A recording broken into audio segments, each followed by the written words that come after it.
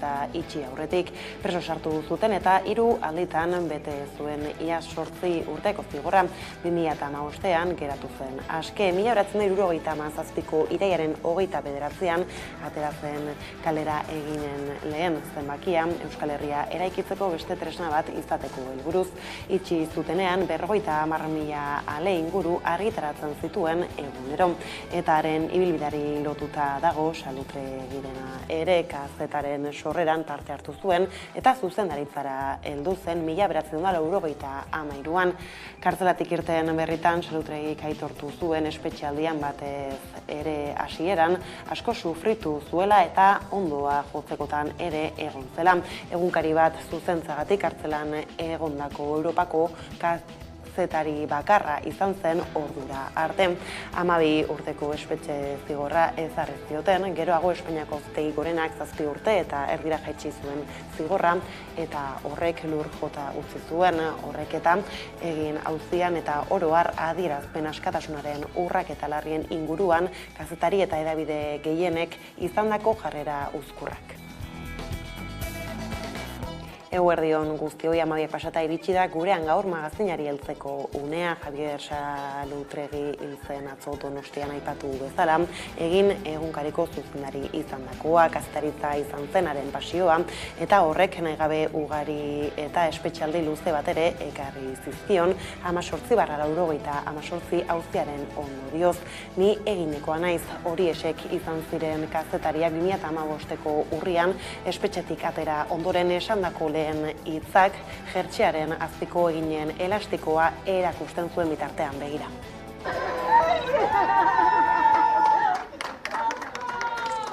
Aupa, Salu! Aupa! Aupa, Salu! Eginekoa naiz. Oso pozik nabil eta pozik birtoiena eselako. Eta ganera nire konbizioak indartu dute eta gogortu dute, ze hau da, eskola handia da. Eta, bueno, jar guztiakin nabil, baina jubilatuta nago. Eta hori da, nire pozgarrieta.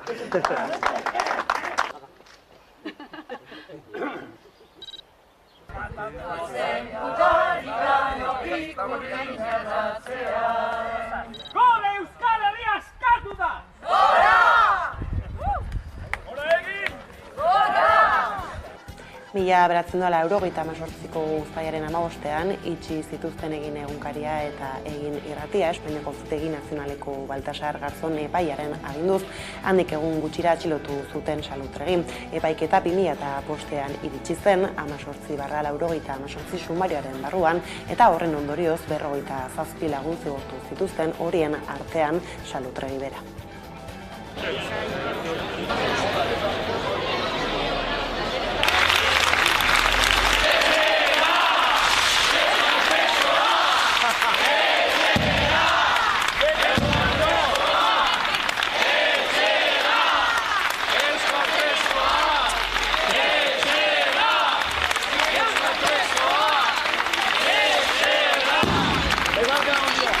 Ya no me voy.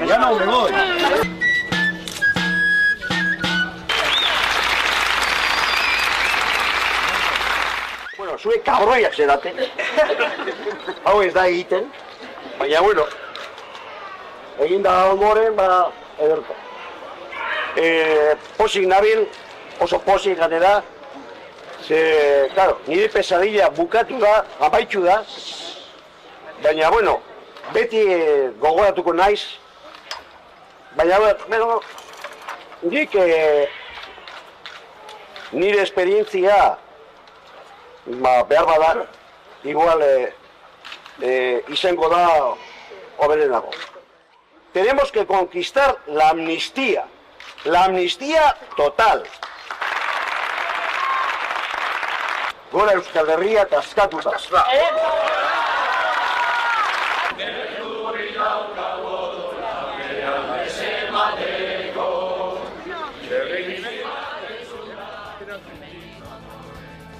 Javier Salutregi gogoratzeko eta oratzeko eguna du gaurkoak herri honek, eta han artean politikarloko beste gai batzuei heldutan, sorpresa eman du Geroa Baik eta mai gainean kolpea jodu Nafarroako gobernua osatzeko negoziazioen testu inguruan, lehen aldiz elkarrekin biltzekoak ziren atzo Geroa Bai, PSN eta Zurekin Nafarroa, alta ustekabean Geroa Bai ez zen bertaratu.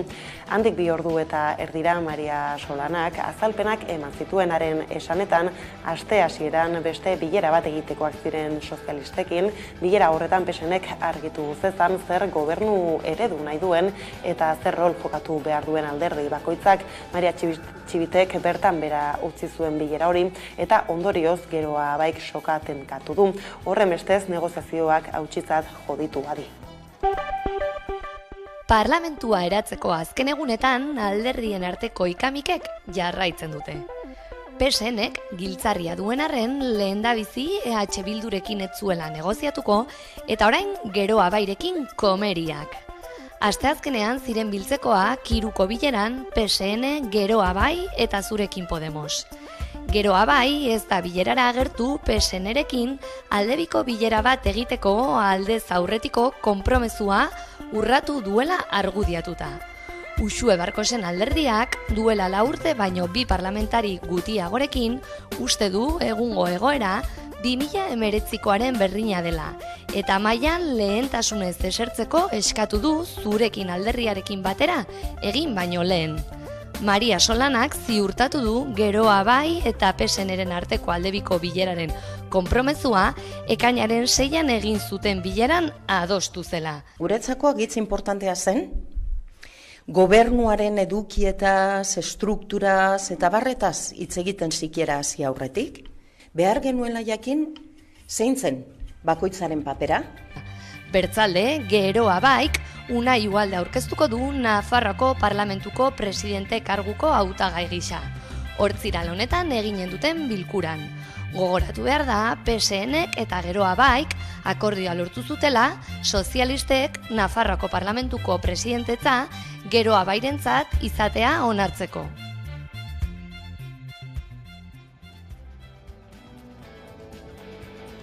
Gauzak horrela alderdi politikoek akordioak isten jarraitzen dute larunbatean alkate berriak izendatzeko. Hori horrela, hauek dira azken orduetan sinatutako azken itunetariko batzuk.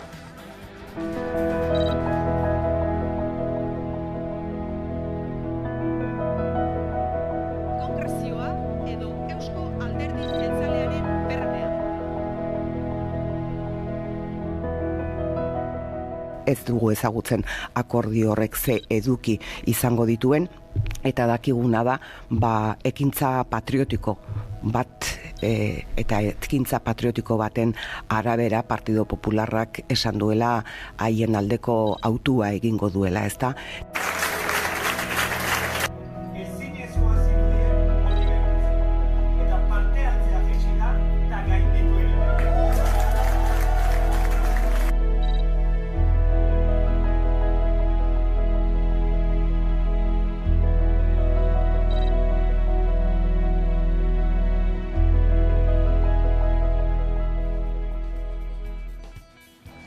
Larunbatean eratuko dira Hego Euskal Herriko udalak eta orduan aukeratuko dituzte alkateak. Azken egunotako ikamika entzutetsu bat debakoa izan da, asteartean zabaldu zenez. Orain Deba plataformak akordioa egin du EAJarekin eta Alasne Txurruka jeltzalea babestuko du alkate izateko. Orain Deba plataforma Elkarrekin Podemosen aterkipean aurkeztu zen hauteskunetara, baina koalizioak adierazi du ez datorrela bat udal taldearen erabakiarekin. Udane Arbeu kazetariak azalduko dugu.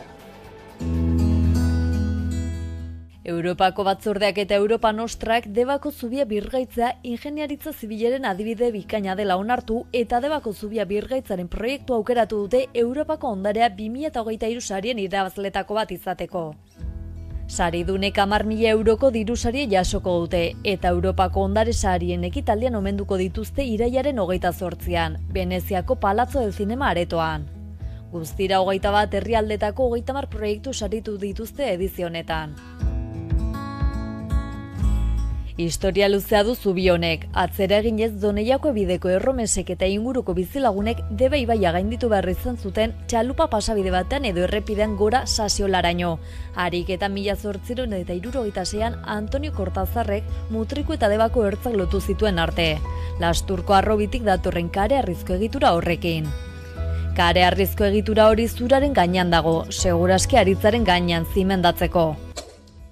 Hala ere 2018ko uztailaren 5 goizaldean herritar asko hartarazi zituen zarat handi batek. Harriak bata bestearen gainean irristatzen hasi ziren eta zubia kolapsoaren ertzean geratu zen. Berehala itxi zuten trafikoa eta Gipuzkoako Foru Aldundiak bere gain hartu zuen haren birgaitzea, bizilagunen pasabidea ziurtatuz eta ondarearen kontserbazioa bermatuz. Lehen larrialdi fasean funtzio bikoitza betetzen zuen egitura bat ezarri zen, zubiari eustea kolapsoa saiesteko eta oinezkoentzako erabilera bermatzea. Proiektu honetan oso garrantzitsuak ziren baliabide osagarriak berariaz egokitu eta diseinatu ziren zubi hori birgaitzeko. Behin egonkortasuna ziurtatuta birgaitzaren proiektua lantzen hasi ziren, eta lan horretarako 19. mendeko zubiak eraikitzeko teknika ahaztuak aztertu behar izan ziren. Azkenik gangak desmuntatzea erabaki zen aldez aurretik harlandu bakoitza zerrendatuz erdiko pila berreskuratuz eta 2 gangak berrereikiz. Deba eta Mutriku herriak berriro lotzeko aukera eman duen obra izan da hau.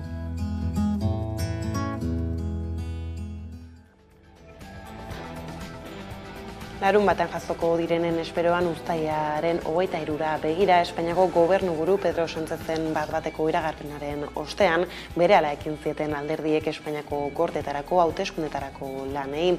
Egin beharretako bat da bozetarako zerrendak osatzea eta dagoeneko behin betiko listak aurkeztu dituzte alderdiek, esaterako Euskal Herria Bildu eta RC batera aurkeztuko dira bozetara independentzia ezkerretik lelopean. Uztailaren 23an izango dira hauteskundeak, hau da uda garaian eta zubi baten erdian, hori dela eta posta bidezko botoen eskaria handia izaten ari da eta gaurkoan Oskar Matute Kongresurako Bizkaiko zerrendaburuak posta bidezko botoaren aldeko ekimen batean parte hartu du. Aiara Durreta izan da bertan.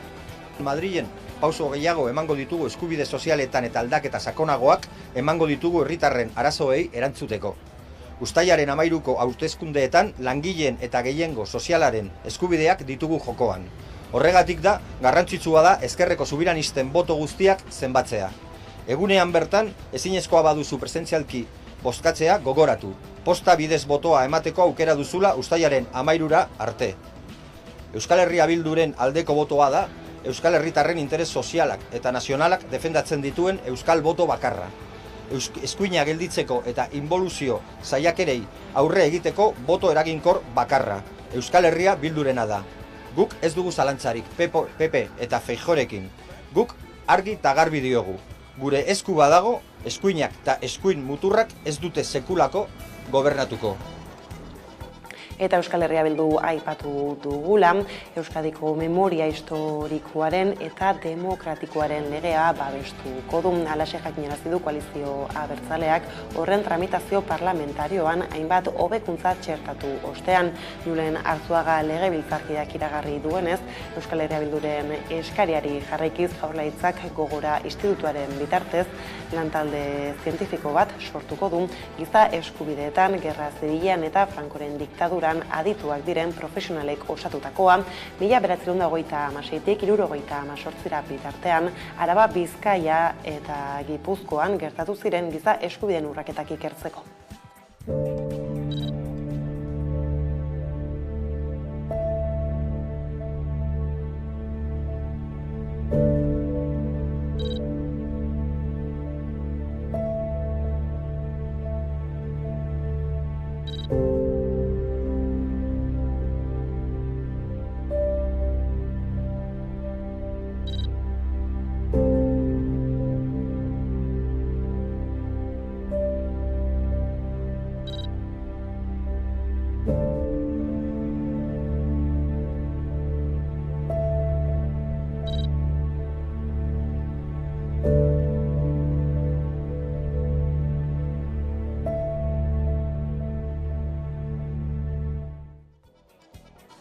Legebiltzarrati datozen bestelako berri eixo, administrazio publikoko hizkuntza eskakizunak arautuko dituen lege dekretuaren azken zirriborroak berretsi du, lanpostuaren ezaugarriaren araberako hizkuntza irizpideak are berezituagoak izango direla Araba, Bizkaia eta Gipuzkoako administrazio publikoan, edo nola ere prozesuak luze joko du. Miren Dobaran Eusko Jaurlaritzako hizkuntza politikako sailburu ordeak azaldu duenez. Miren Dobara hizkuntza politikarako sailburu ordea zurea da hitza. Egun on guztioi, gustora gatoz gu, ikusita zalantza asko dauzela eta gainera, azalpenak eman nahi ditugu ere, ez da, prozesuak luze jo du eta horrek, arrazoi batzuk ere baditu eta hori guztia azaltzeko. Derrigortasun indizea, hizkuntza eskakizunak egiaztatzeko eta ebaluatzeko sistemak eta hizkuntza eskakizunak egiaztatzetik salbuesteko bideak, ez da, entzute fasetik, gure gazteek, ez da, eskatzen dutenetik zabaltzen ditugun bideak. Izapidetzari dagokionez, zergaitik atzeratu gara, gu badenekien, badakizue 2018an hasi ginela, legebiltzarrak eskatuta, gure hausnarketak egiten. Une honetan, txertatuta, iaia bukatuta daude, 13 eragileek egindako ekarpenak, banan emango zaie erantzuna, ematen ari gara, banan sartuko dira, esparru berri honetatik datozen ekarpen guztiak, oso garrantzitsuak direlako guztiak, eta erantzuna izango dute, eta gainerako erakunde, ondoko erakunde horiei eskatutakoak ere txertatuko dira. Eta horrekin berregin behar bada testua berregingo da. Lan arloarekin lotuta berriz, Osakidetzak urrats txiki batzuk egin ditu Satxe-Ela Lab Komisiones Obreras eta UGT sindikatuek ohar batean plazaratu dutenez atzo bildu ziren Osakidetzaren mahai sektorialean. Gogoratu dute negoziazioek ia urtebete zeramatela blokeaturik eta aspaldi honetan sindikatuek bileretara agertzari ere utzi diotela administrazioaren jarrerarekin haserre. Bi greba egun egin zituzten maiatzean eta negoziatzeko borondatea erakusteko asmoz, atzo berriro joan ziren mahaira, sindikatuon arabera aurrerapen txikiak ikusi dituzte Osakietzaren partetik 4% osagarrien ordainketan eta garapen profesionalaren arloan.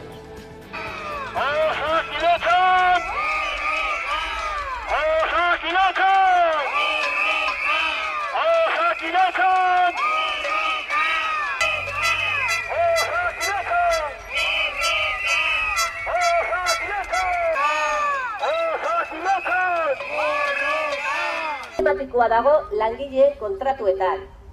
Mahai sektoriala blokeatuta dago. Bertan ez da ezer negoziatzen. Lankideak baja, azpeziak. Osasun publikoa! Osasun publikoa!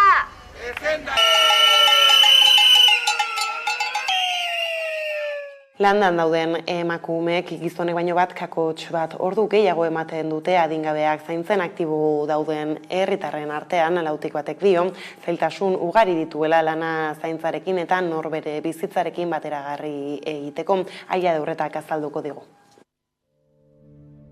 Oraindik orain, zaintza lanen banaketan ezberdintasun nabariak daude emakume eta gizonen artean.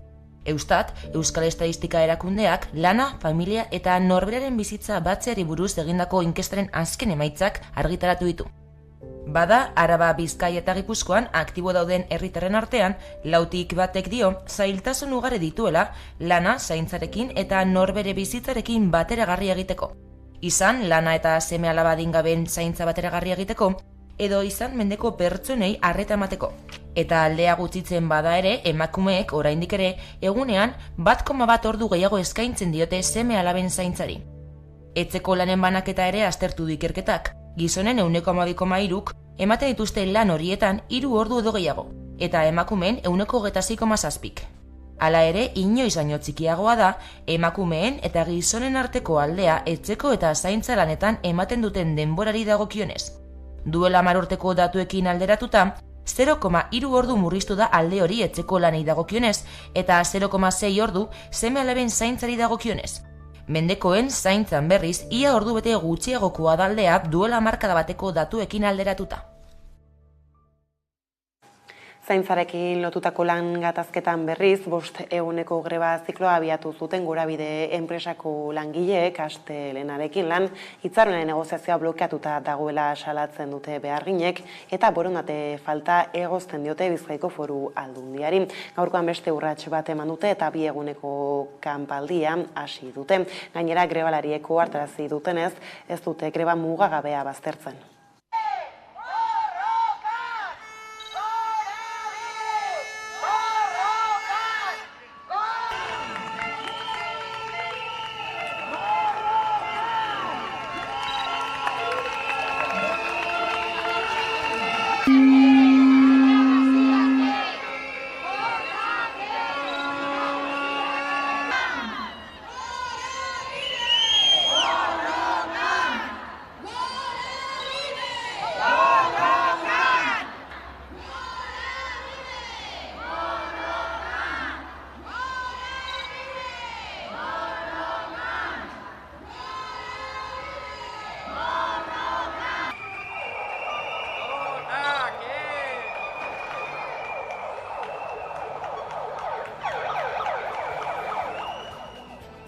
Eta 2020an gertatutako Zaldibarko Luiziak 2 auzi ireki zituen, bata 2021an itxi zen fiskaltzak eta auzipetuek sinatutako akordioarekin, bigarren auzia ingurumenaren aurkako delituagatik irekitakoa berriz Durangoko auzitegiaren eskutan dago.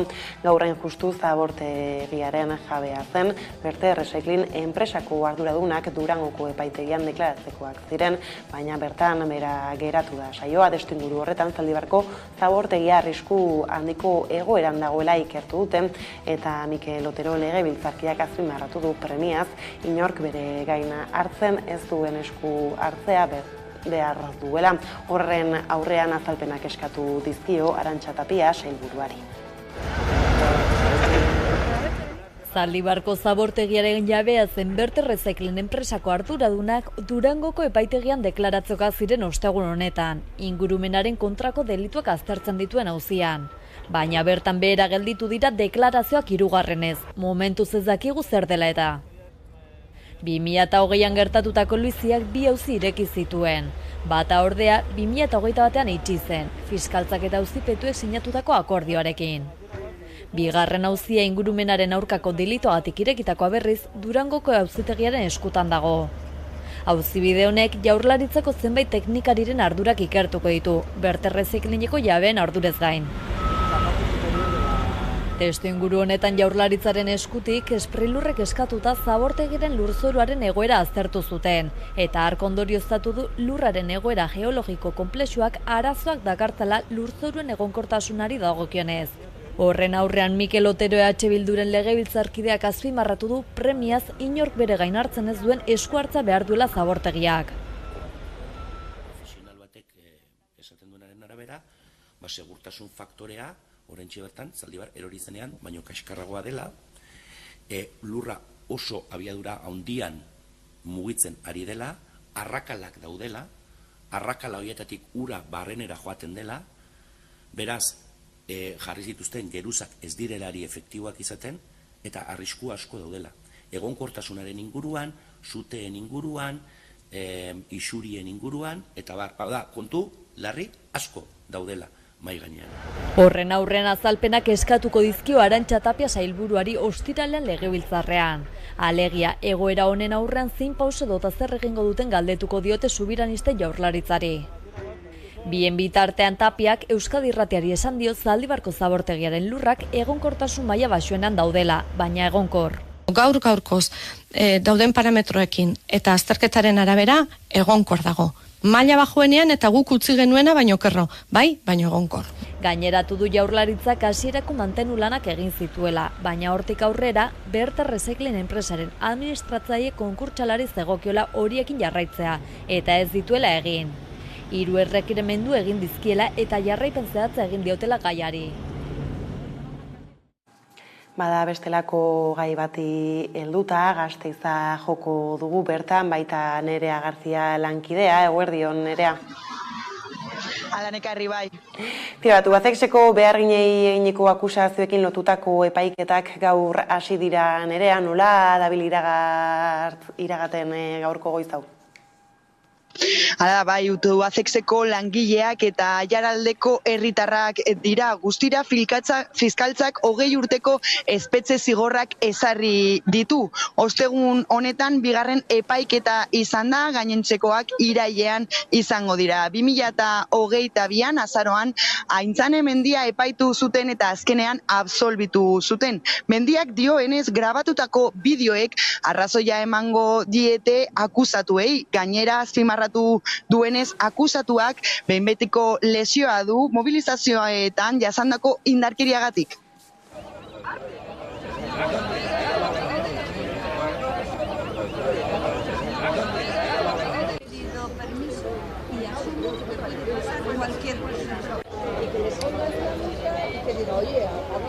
Bildu gara, Iñakiri gaur epaitzen duten lagunari, geure beroa eta elkartasuna ekartzeko eta berarekin gaudela guztiok adierazteko eta orain zazpi horietako bat Aintzane epaitua izan zen orain dela hilabete batzuk eta absoluzioa jaso zuen eta gainera epaitegietan esan zuten montajea izan zela eta gezurretan ibili zirela ertzainak beren salaketetan.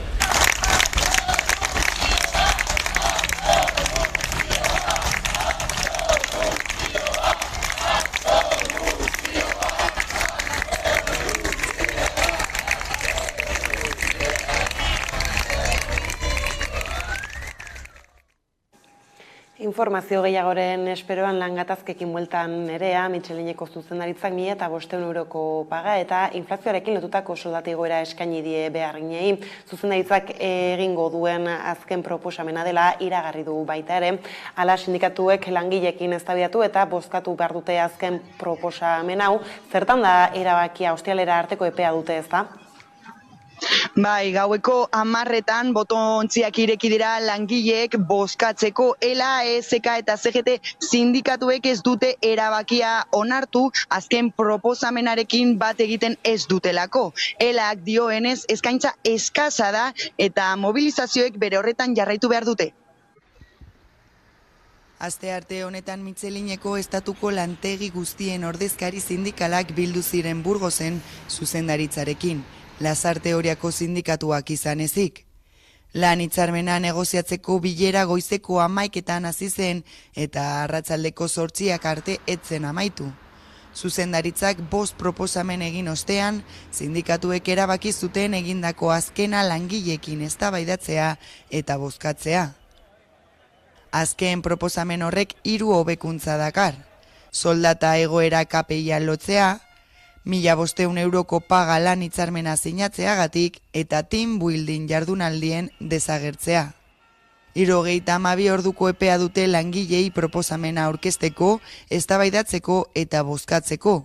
Ostiral honetan erantzun bat eman beharko diote zuzendaritzari. Michelin enpresak dioenez, hau da egingo duen azken proposamena. Bestalde sindikatuek lan hitzarmena onartzen ez badute ekainerako aurre ikusitako greba egunak aurrera eramango lituzkete. Hau da ekainaren 19 eta 23an Mitxelineko lantegi guztiek greba eguna egingo lukete.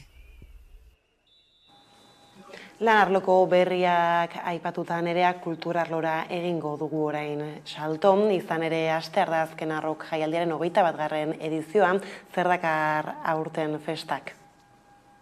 Bai, aipatu duzunez 21. edizioa izango da, aurreko urtean 58.000 lagun bildu zituen jaialdiak, antolakutza espero du datu horiek gainditzea. Arratsalde honetan lehenengo kontzertuak izango dira, Lier taldeak hasiera emango dio jaialdiari, holtzan ere izango dira besteak beste Eldrogaz eta Rancid.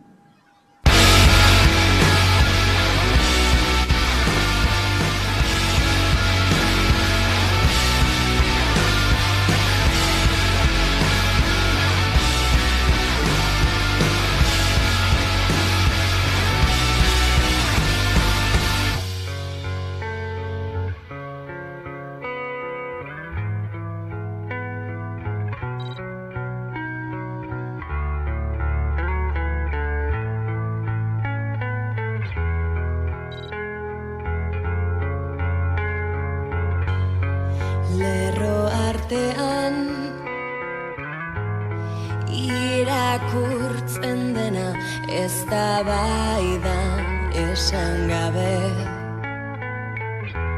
gelditzen dena zer da gabezi hori ezpada dena ez dudana zidatzi dut nire Ondo da, Nerea, bada informazio honekin hemen utzi behar dugu konexioa, eskerrik asko eta hurrengora arte. Eskerrik asko zuei, aio. Eta kulturarloan murgilduta Koldo Otamendi musika zuzenean saioko aurkezlarekin egingo dugu bat orain, gaurko programak dakarrena ezagutzeko.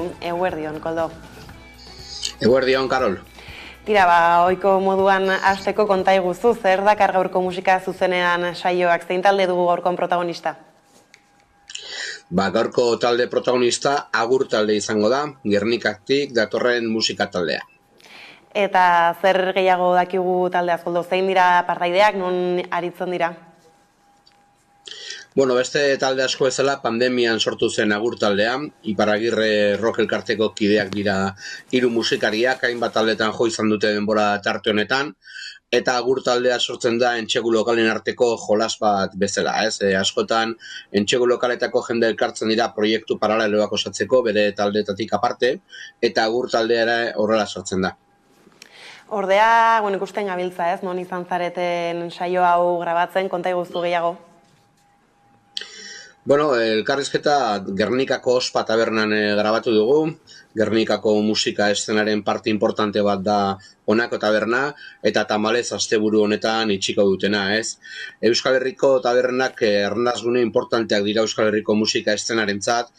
Ospa tabernan esaterako orain diskoak eta viniloak eta saltzen dira beraien tabernaren atzekalde horretan, eta gune importante bat musika berri ezagutzeko eta musikaz gozatzeko, ez? Bai zuzenean eta bai ohikoan jartzen duten musikagatik ekipoan, ez? Tabernak gerozta importanteagoak dira taldeak ezagutzeko, eta Ospa bezalako taberna bat ezinbestekoa Gernikan eta Euskal Herriko musika eszenan beraz Agur bero bat taberna honi egindako lan guztiagatik. Eta horixe horrela Koldo, Agur taldearen musika estiloari erreparatuta, zer da hor azpimarratzekoa? Estilori daukionez azkar batean esan da punk rocka egiten dute eta rock and rolla. Azkarra, zikina, kantu laburrekin, apenas iristen dira 2 minutuetara taldearen kantuak, eta ondo pasatzeko talde bat dela esan daiteke 100%, ez? Askotan musika egitasmoak sortzen direnean seriotasun handia dago, eta Agur taldea sortzen da dibertsio bezala, letrak eren erobei da horretan doaz, gaueko parrandak, taberna giroak, ertzainak eta gauz pila batez hitz egiten dute, baino asko eta asko letra azido ez, zuzeneko talde bat da, apenas iristen dira bere kontzertuak ordu erdira, bera zadi egoteko taldea inondik inora. Eta eskuartean duten lanakari horrei tiratzen dio, zer dakar? Pasaren urtean disko txiki bat atea zuten, 3 kantu 5 minututan, eta honakoan bere diskografi osoa bildu dute vinilo eder horretan. Bere kantu 18 minutuetan, beraz kontuak atera, kantu bakoitzaren iraupena. Eta hor sartu dituzte, eta Records diskoetxeak argitaratu duen lanean, bereien diskografi osoa, eta esan bezala gozatzeko disko bat da, azkar entzutekoa, azkar iresetzekoa, eta zuzenean gozatzekoa batez ere. Ondo da, Koldo, informazio honekin hemen utzi behar dugu konexioa, izango gara gauean pantailetara, saio hau ikusteko, mila esker eta hurrengora arte. Mila esker zuei. Eta horrela iritsi da gurean gaur magazinaren lehen atalaren amaiera, eguneko elkarrizketa nagusiari bide emateko laster gara bueltan.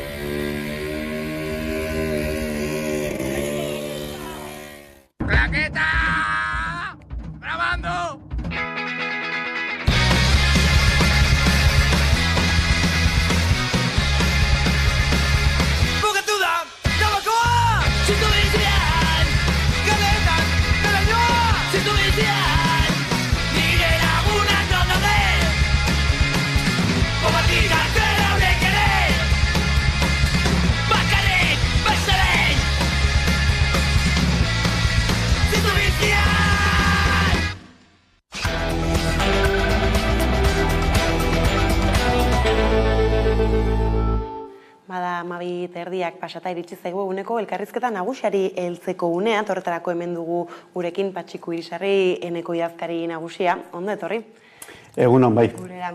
Eta tira ez, gaurko honetan Lehortetan jarriko dugu arreta gehien bat, izan ere aste honetako bileraz aparte maiatzaren 2an bildu zen azkenekoz Nafarroako Lehorteen maila bera, egia da geroztik tira ez, guraldiak berri ezberdinak eman dizkigula, badirudi Lehortekin lotuta ez, gune batzutan hobekuntzak izan direla, bestatzutan ez, zein da momentu honetako panorama? Bueno, ez da gauza hondirikan aldatu. Maiatzaren 2an, zuk erran duzun bezala, maila bildu zen, eta ordurako ja Nafarroan, batez ere Nafarroari buruzari gara solasean, hor ja Lehorteak ja bere lan egina zuen, eta herriberan ja erabate galdutzat emana zen hango guzta ez. Eta, bueno, joan den aste honetan egindako bileran hori berretsi besterik ez da egin. Egia da, euria indula hemenka, euria ere batzuetan soberan ere, eta baina horrek ez du ekarri usta horrek buelta hartu dezan, ez? Beraz, herriberan 80% galdu inda, erdialdean Tafalla eta herribera tartean Baldorban hor 70% edo horrela, eta gero Lizarraldean ere 55-60 galdutzat ematen da, ez? Eta gero ematen du, Iruña inguruan, Kuenka deitzen dugun horretan, Agoitzaldera, Garesaldera hor, usta ona izanen dela, eta gero iparraldean belarra ere atera da, orain nahiko lan hori lehortzen. Gainera horretaz aparte ez da badira ureztatzen diren laboretarako bestain bat lur, kasu horretan antzekoa da panorama edo hor zerekin aurkitzen gara? Bueno, ureztatzen diren horietan, maiatzaren 2an ja ikusi genuen, hainbat tokietan ura izanen zutela urtero tokatzen zaionaren erdia. Zer gertatu da azkeneko hilabetean? Euria indula, horrek ekarri du bai Iesa, bai Toiz, ura maila pixkate igotzea, eta momentu honetan, orain dela hilabete bat bezala daude, eta horrek ekarri du horrek izaten diren kontzesioak eta pixkate goratzea. Hala ere, nahiz eta hori horrela izan, ureztatzen diren lurretan 2 uzta egiten dira urtero, eta 2. uzta hori oraindik kinkalarrian dago. Zer nolako lotura dute berez kasu hauetan urtegien egoerak eta gero lurra beraren laboretarako lan horretan egin daitekena? Bueno, lotura erabatekoa da, zeren ureztatzen diren lurretan jartzen da edo artoa, edo Nafarroan ortugintzak nahiko indarra badu, eta orduan hor tomateak eta horrelakoa jartzen dira, eta horiek ura nahiko behar dute, ez? Gero horiek udan ja kendu eta neguko zaloreak eta brokoliak eta horrelakoa landatzen dira, horiek ere ura behar dute, eta orduan hor dudan dago ze gertatuko den 2. uzta horrekin, ez? Zeren Lehorteak edo eta orain urtegien mailak adibidez Iesa erdian dago, Itoiz 60an, baina Itoiz adibidez 80an egon marzun, urte normal bat baldin mazen, beraz hor 2. uzta hori nahiko kilikolo dago oraindik. Gainera gero esaterako ez, Nafar gobernutik iritsi zaizkigun datuei errepatuta aipatzen denola 40.000 hektarea lur galdu egin diren bere horretan, horrela labur esan da, baina bai azaltzen zitzaigun ez nola horietatik 9.000 segururik gabe badaudela, horrek zer suposatzen du?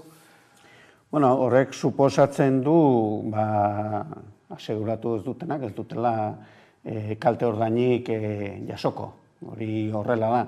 Eta hor, zuk arrisku bat hartzen duzu, eta arrisku horrek hori dakar, ez? Bertze kontua da baita ere, aipatu egin behar dela, aseguruak dirua irabazteko daudela, eta aseguru horiek oso garesti direla, eta orduan izaten direla urte batzuk, nun nekazariak erabakitzen duen, ez aseguratzea, dirutza batzuk jarri behar direlakoz. Gero, ordea, tokatzen baldin bazaizu, ordeako lehorte bat, zeo zer berreskuratzen duzu, baino ez guztia noski. Horre egongo litzateke ea agintek ez, hori aintzat hartu nahi duten eta lagundu ala ez, ezta? Bai, baina, hori agintariek ja ez dute horre eskurik sartuko, ez dute lagunduko, eta hor ja bakotxak hartzen duen erabakiaren gain gelditzen da historia hori. Bai ez, eta aipatu dituzunez, panorama ezberdin hauek aintzat hartuta, egoerari buelta emateko zer geratzen da une honetan? Ez dakit egoerari buelta ematen zaion. Azkenian, lehorte baten aurrean, horreri egokitu egin barzara, ez? Aldaketa klimatikoa begibistakoa da, eta orduan nekazariek hemendik aurrera horrelako eszenatokian, amoldatu imarko gara. Iazko esperientzia ere ez dela xamurra izan bere horretan, ez dakite hortik eraldatze horretara begira irakaspenik edo egon zen? Hor izan dire aholku batzuk, artoa jarri beharrean euskilorea edo girasola jartzea, horrek gura gutiago behar du, horrelako neurri batzuk hartu behar dira, eta gero erabateko lehortiak baldin badira, ureztatzen diren lurretan lehen 2 uzta ateratzen baldin badira, urtean uzta bat aterako zen, horrek ekartzen duen guztierekin, diru sarrera gutxio nekazariak, horrek ere ekartzen du Nafarroan batez ere agroindustriak edo industriak baratze inguruan mugitzen den industriak ere produktu gutxiago izatea, ertek izatea, horrelakoak planteatu dituzte lehortearen mahai gainean industriak ere bai ez. Esatarako nola hartu ohi duten nekazariek aldaketa horiek egin behar izatea, ez gauza bat landatu nahi eta kasik eta derrigorrez beste bide batzuk hartzea? Hartzen duzu, hartzen den bezala, ez? Azkenean aldaketa guztiak suposatzen dute pixkat zure buruaren beste prisma batekin ikustea gauzak, ez? Orduan, hor bai ikusten dugu derrigorrezkoa dela moldatzea eta ematen dituzten aholkuak jarraitzea, pentsatu baldin bazenun artoa landatzea eta ez dago gurik, nekez landatuko duzu artoa, gero sasoi erdian dena galtzeko, ez? Orduan, zuk ere zure kontuak atera behar dituzu, gauza bat da, zuk landatzen dituzu, lurra prestatzen duzu, gasto batzuk egiten dituzu, eta gero guztarik ez baduzu jasotzen, da la ruina. Orduan, hor, beste produktu batzutara edo beste landare batzutara jomar baldin baduzu, jomar duzu. Gainera, hau aintzat hartuta baita lehen aipatzen genuen, ez? Seguruen prezioak eta barakorri ere gehitzen zaio, bai nekazaritzan, izan abeltzaintzan, ez? Behar diren material guztien erosketak, ez? Izan pentsua eta hor sartzen diren beste hainbat eta hainbat kontuak, ez da? Prezioen igoerak toki guztietan pairatzen gabiltzak, kasunetan nolako bilakaera eman da zuen sektorean eta zer nolako panorama egin behar diete gainera aurre zentzu horretan? Joan den urtean, Ukrainian gerra zizela eta, denak hartzen dugu hori, bastakit nola esan, baina, horren aitzakipean, sekula igo dire pentsuen prezioak, joan den astean eman genuen prentsa horreko bat, eta adibidez ardi esne sektorean 2022 janariaren, animalien janarien kostua 154 igo da. Eta aldiz energia 121. Kristona dire gastu horiek, eta jendia ez dut alarri, joan den urtean diru laguntza batzuk eta eman zituzten, baina hori izan duzen nolabait lepoa uretik ateratzeko eta hortxe bizirik irauteko. Aurten, Naiz eta zerealak eta pixka jeitsi diren, pentsu ez da inbeste jeitsi, eta gero bazka oso garesti da. Lastoa, adibidez, 3 aldiz gehiago balio du aurten, orain dela 2 urte baino, eta gero, luzerna eta hauek, antzeko parezidu, ez? Doblea eta gehiago. Honek ekartzen du, hainbat nekazarik, abeltzainak batez ere, pentsatzea zer egin bere animaliekin. Eta honekin apur bat ez, hemendik eta atzerako balantze horri, erreparatuta horrea begira orain justu agian udara begira izango dira nekazari asko eta asko, abeltzainak baita ere udako kanpainari begira zer espero daiteke? Udako kanpainari begira zereala dutena Iruñerrian eta horrela nahiko uzta ona izanen dute, hori pistan da, baina lehen aipatu duen bezala, Tafailatik bera uneko 70ko galderak eta herriberan iaia dena galduta. Datu bat emateko herriberan kalkulatzen zuten, hori aseguruak emandako datua da, 230 kilo gari lortzea hektareako. Ez du merezi, biltzea, ez du merezi. Iruñean adibidez, hektareako aterako dituzte igual, 7.000 kilo. Pentsa, 230 7.000-ra, eta gero gainera landareara ere ez da haunditu, orduan makinaria esatu eta ez du biltzen gran horik, orduan makina bat ibiltzea pasiuan gora eta bera, ez du bererika.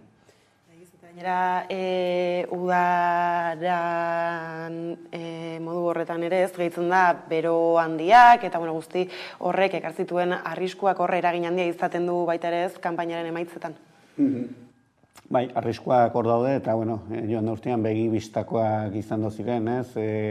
Joan urtean maiatzan 30 egunetik 15 egin zituen 30 gradotik gora, uzta biltzean Nafarroan 2 sute ikaragarri izan genituen, batean nekazaritza makinariatik sortutako sute bat, bestea izan zen zimista batek eraginda, eta bai hor sekolako eragina du horrek, aurten hor nolabait lan bat eginda zute posibles izaten aldiren zuten inguruan zen neurriek hartu behar diren eta bar, hor ere guk eskatzen genuen, guk hartu behar ditugu neurriak eta hor ere diru laguntzak eta horrelakoak izatea, azkenean eskatzen da traktoriak izatea 1000 litroko depositoak, beste begirale bat izatea, orduan, hor neurri batzuk daude eta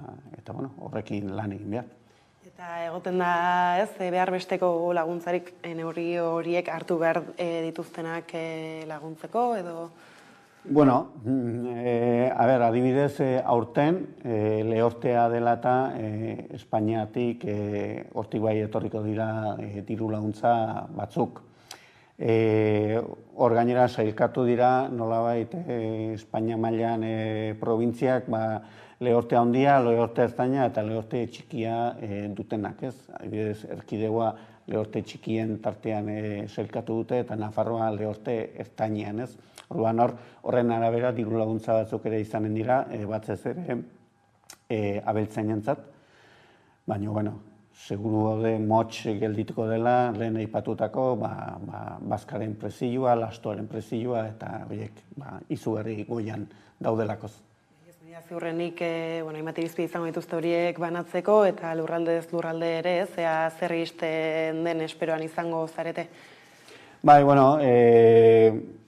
Banaketa hori egina da animaliko hainbeste, ardi bako txantzako hainbeste, behi bako txantzako hainbeste, guk hor faltan bota genuen behorrentzat eta ez dagoela diru laguntzarik, eta hori Nafarroko gobernuari lehorte maiorren bitartez eskatu genion, gestioak egiteko Espainiako gobernuaren aurrean, horren inguruan, eta ikusiko du zer ematen duen, baina hori nolabait banaketa hori egina dago.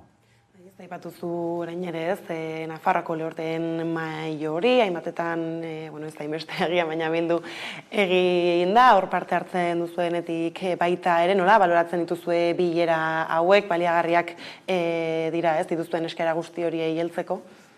Bai, baliagarriak izan dira, batez ere, ez ginelakoz bakarrik nekazal sindikatuak eta bar, baizik eta, etortzen zen baita ere Pelloria emeteko ordezkaria Nafarroan, gero Intiatik ere gerentea, eta Intiak nolabait aholkularitza lana egiten du, nekazari zer landatu, zer ez, horrelako lan bat egiten du, eta balorazioa positiboan ikuste dut, bildu, imar dela, han izaten da mai bat nun bakoitzak bere ekarpenak egiten dituen, eta orduan gure ustez beharrezkoa zen, eta gauz batzuk egin dira, beste batzuk ez dira lortu, baina positiboa. Ez du nola ere zer nolako margina du Nafar gobernuak esaterako alako krisi bati aurre egiteko? Margina oso txikia, zeren azkenean niro laguntza hauek ere Europatik heldu den nekazal politikako pak horreri lotuta daude, eta orduan Nafarroa ari zen itxoiten Espainiako gobernu ea noiz ateratzen zuen lehortearen dekretua, ez? Orduan dekretu horrek markatu egin ditu ze diru laguntza izanen diren, eta gero, noski, Nafarroko gobernuari eta beste batzui bezala, hortxe hauteskundeak tokatu zaizkio tartean, eta orduan gelditu dire hor inpas batean, eta Nafarroko gobernutik badibidez ez dute beste diru laguntza gehigarririk jarri, ez? Baina, ikusiko dugu hurrengo hilabetetan zer gertatzen den. Aipatzen zenuen Europatik iristeko pakete hori zertan datza, edo nola iristen diezuezuek? Azkenean nekazal politika orokorra da, eta hori 6-7 urtetikan berritu egiten da, eta hori orain berritu egin da, ez? Hor neurri berri batzuk ere planteatzen ziren, ekoregimenak deitzen direnak eta bar, eta orduan bete behar batzuk badira hor, eta bete behar horietan lehorte dela eta bai sartu dituzte malgutasun batzuk, ez? Adibidez, zuk zure lurren 100% uzten altzen nun erain gabe. Lehorte dela eta hori igo indute 50%, ez? Azkenean lan egin eta ezerrez biltzeko, hori da neurri bat, ez? Edo zure abereak mendian egon behar dute 120 egun, eta hori erdira jeitsi egin dute, ez? Zenbait tokitan ez delakoz nahiko bazkarik hainbeste egun egoteko, ez? Orduan, hor bai hartu direla neurri transversal batzuk, ez dirutan, baizik eta manejoan eta errazteko, ez. Gero ez, hor badira aipatu ditugu ez, hainbat neurri izango da besterik baita ere, hala ere, aipatu izan duzu inoiz ez, nekazaritza eredua bera aldatzeko edo birpentsatzeko beharra badagoela ez, zertan oinarritu beharko litzateke edo zer duzu ez horren atzean esateko? Guk ene Nafarroan beti erran izan dugu eta Nafarroko gobernuare azkeneko urtetan horretan aritu da lanean hor ganaderitza estensiboan, lan egitea. Nafarroan baditu hainbat eta hainbat sektore, batez ere txerri sektorea, behi esne sektorea eta olioen sektorea oso intensiboak dire, eta guk hor bai egiten dugula apostu bat modelo estensibo horren alde, ez? Nafarroko gobernua hasi da hor pausu batzuk ematen, baina oraindik ez da iritsi horretara, eta nekazaritza politika bateratua egin zelikan, hor aukera argi bat galdu zen, eredu bera aldatzeko, ez? Egia da, Europatik markatzen direla estrategia batzuk, ustiategitik maira, de la granja a la mesa izeneko estrategiak eta horrela, baina oraindik oso urrutik ikusten ditut nik, badira adibideak, lan hori egiten dutenak, eta erabat lurrari lotuta diren nekazariak salmenta zuzena egiten dutena, eta hori da pixkate bidea, ez? Baina Europan oso modu teorikoan planteatzen dira, eta hori praktikan jartzea horrek bere zailtasunak ditu. Konpetitzen duzun hori erraldoia da, aipatzen zenituzten besteak beste makroetxaldeak, eta esaten zenuen ere ez, nola bultzatzen ari diren azken urtetan neurriak horiek paratzeko, baina tira ez, gero bere horretan jarritzutela ere ikusten dugu, orain gitxire izan dira salaketak ez dakit esaterako ez, Kaparroso ordelako argazki handienetariko bat Nafarroan, kontraesanak dira hauek zuen usten, kontraesana baino errealitate bat da, eta guztiz gainera Nafarroan, ez? Nafarroan baditu eremu zabalak, baina eremu zabal horietan baditugu sekulako makroetxaldeak, ez? Eta horrelako makroetxaldeak ekartzen dutena da gero kutsadura eta gero eredu horrek ere nekazal guztiepen txikiak eta suntxitu egiten ditu. Orduan, errealitate bat da, baino legediak ere ahalbidetzen ditu, naiz eta orain, azkeneko urtean Espainiako estatutik etorri tope batzuk jartzea ustiategietan, ere gure ustez nahiko, gure neurretik askoz gorago daude ez. Eta zentzu horretan, aipatzen genuen ere ez, eredua birpentsatzeko horretan Europatik eta beste erakunde batzuetatik zeintzu diren bideak edo zertaz ari den hitz egiten hasteko bada ere, zuen ustez zein izan beharko liatezke ardatzak? Ardatza nik uste lehen aipatu dut, ez, ganaderia estensiboa, horrek ekartzen duna da, zure inguruko lurraren gestioa,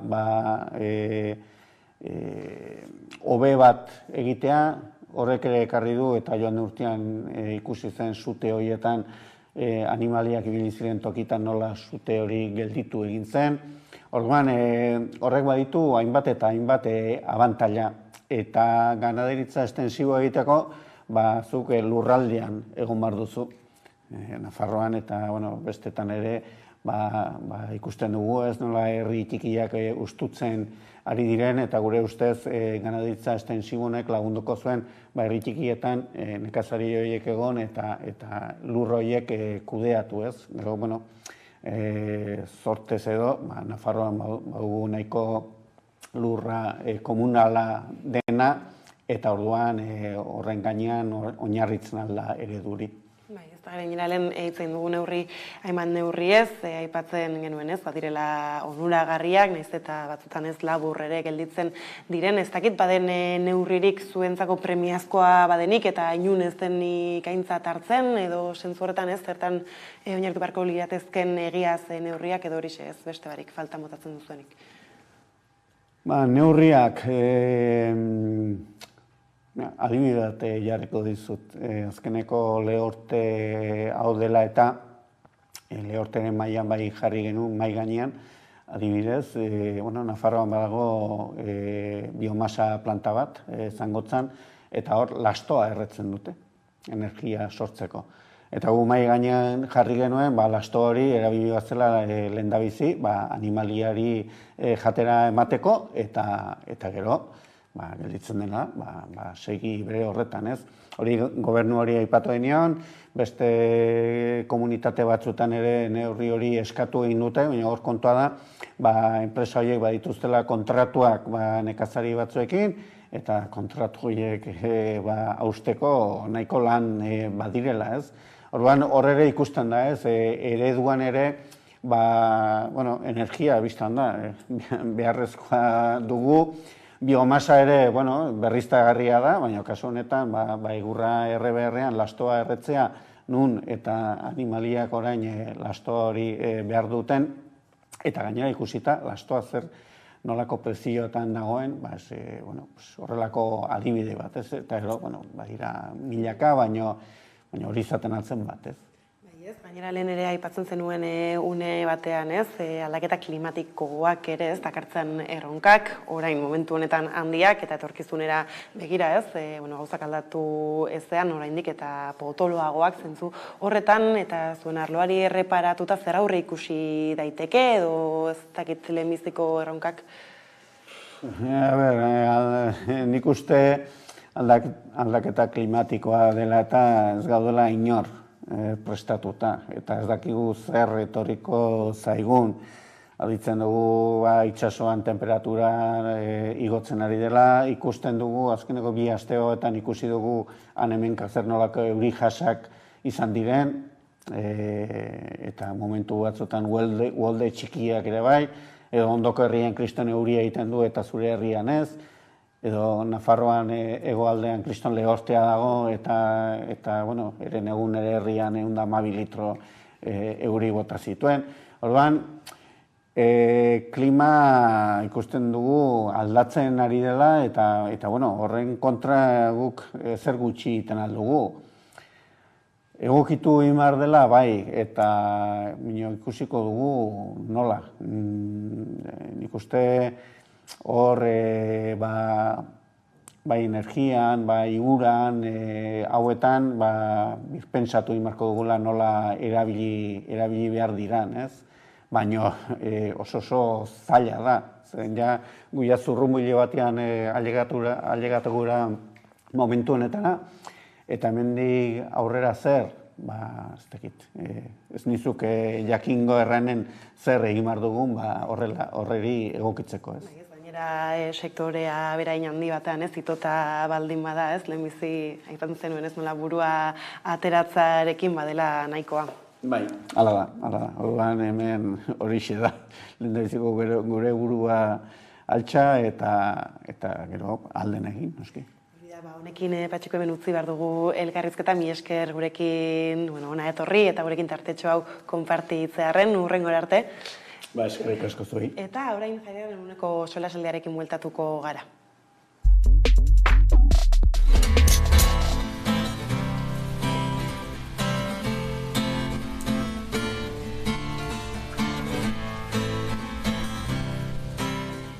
Ni Asier Etxeberria naiz, Atarrabiakoa izatez, momentu honetan puntutako zizenarekin nabil. Eta tira, musika egiten nabil aspalditik, 12 urtetatik praktikamente, hainbat taldetan ibili izan naiz, batez ere Iruña herrian. Karmele Jaionetaritzekin batera Nasker taldea osatzen dugu. Gure idei nagusia zen, emakumeok idatzitako abestiak edo letra feminista zuten abestiak jotzea, baina bai sartuta pop rock generoan edo post-punk, ez? Kuadrillako pare bat, hasi ziren Nasker taldearekin, Karmele eta Ainoa. Zuzenan ikusi nituenean flipatu nuen, egia esan da oso ongi koordinatzen diraien artean, zuzeneko polita daukate, zakit. Eta nuen askorik dudatu, komentatu nien, proposatu nien proiektu hau hasteko, eta horrela sortu zen kolaborazio txiki hau. Elefanteak dantzan daude, neoi argiek itxututa, gaueko pertsonai biziak, kolore espektroan ninitan, nekaztu nekatzurik gabeko errealitatean. Ez dut behar elefanterik, ez ditut behar bihotza, norezean nabil nire zu, konsientenean non bukatu jakin gabe.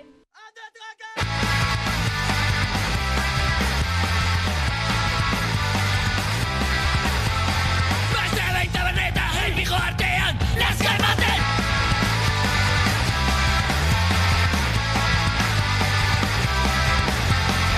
Kaixo, agua!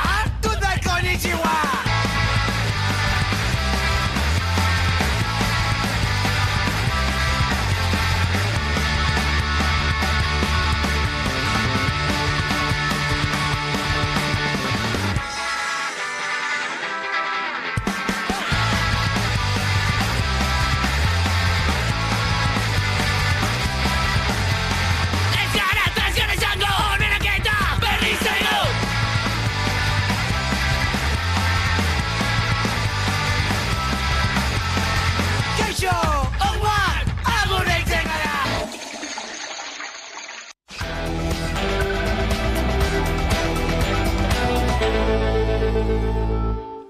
Tira, ordu bata pasata iritsi zaigu eguneko solasaldiari heltzeko unea, horretarako hemen ditut gaur nirekin Iratxe Fresneda, eta Miguel Aizpuru, ondo etorri gurera.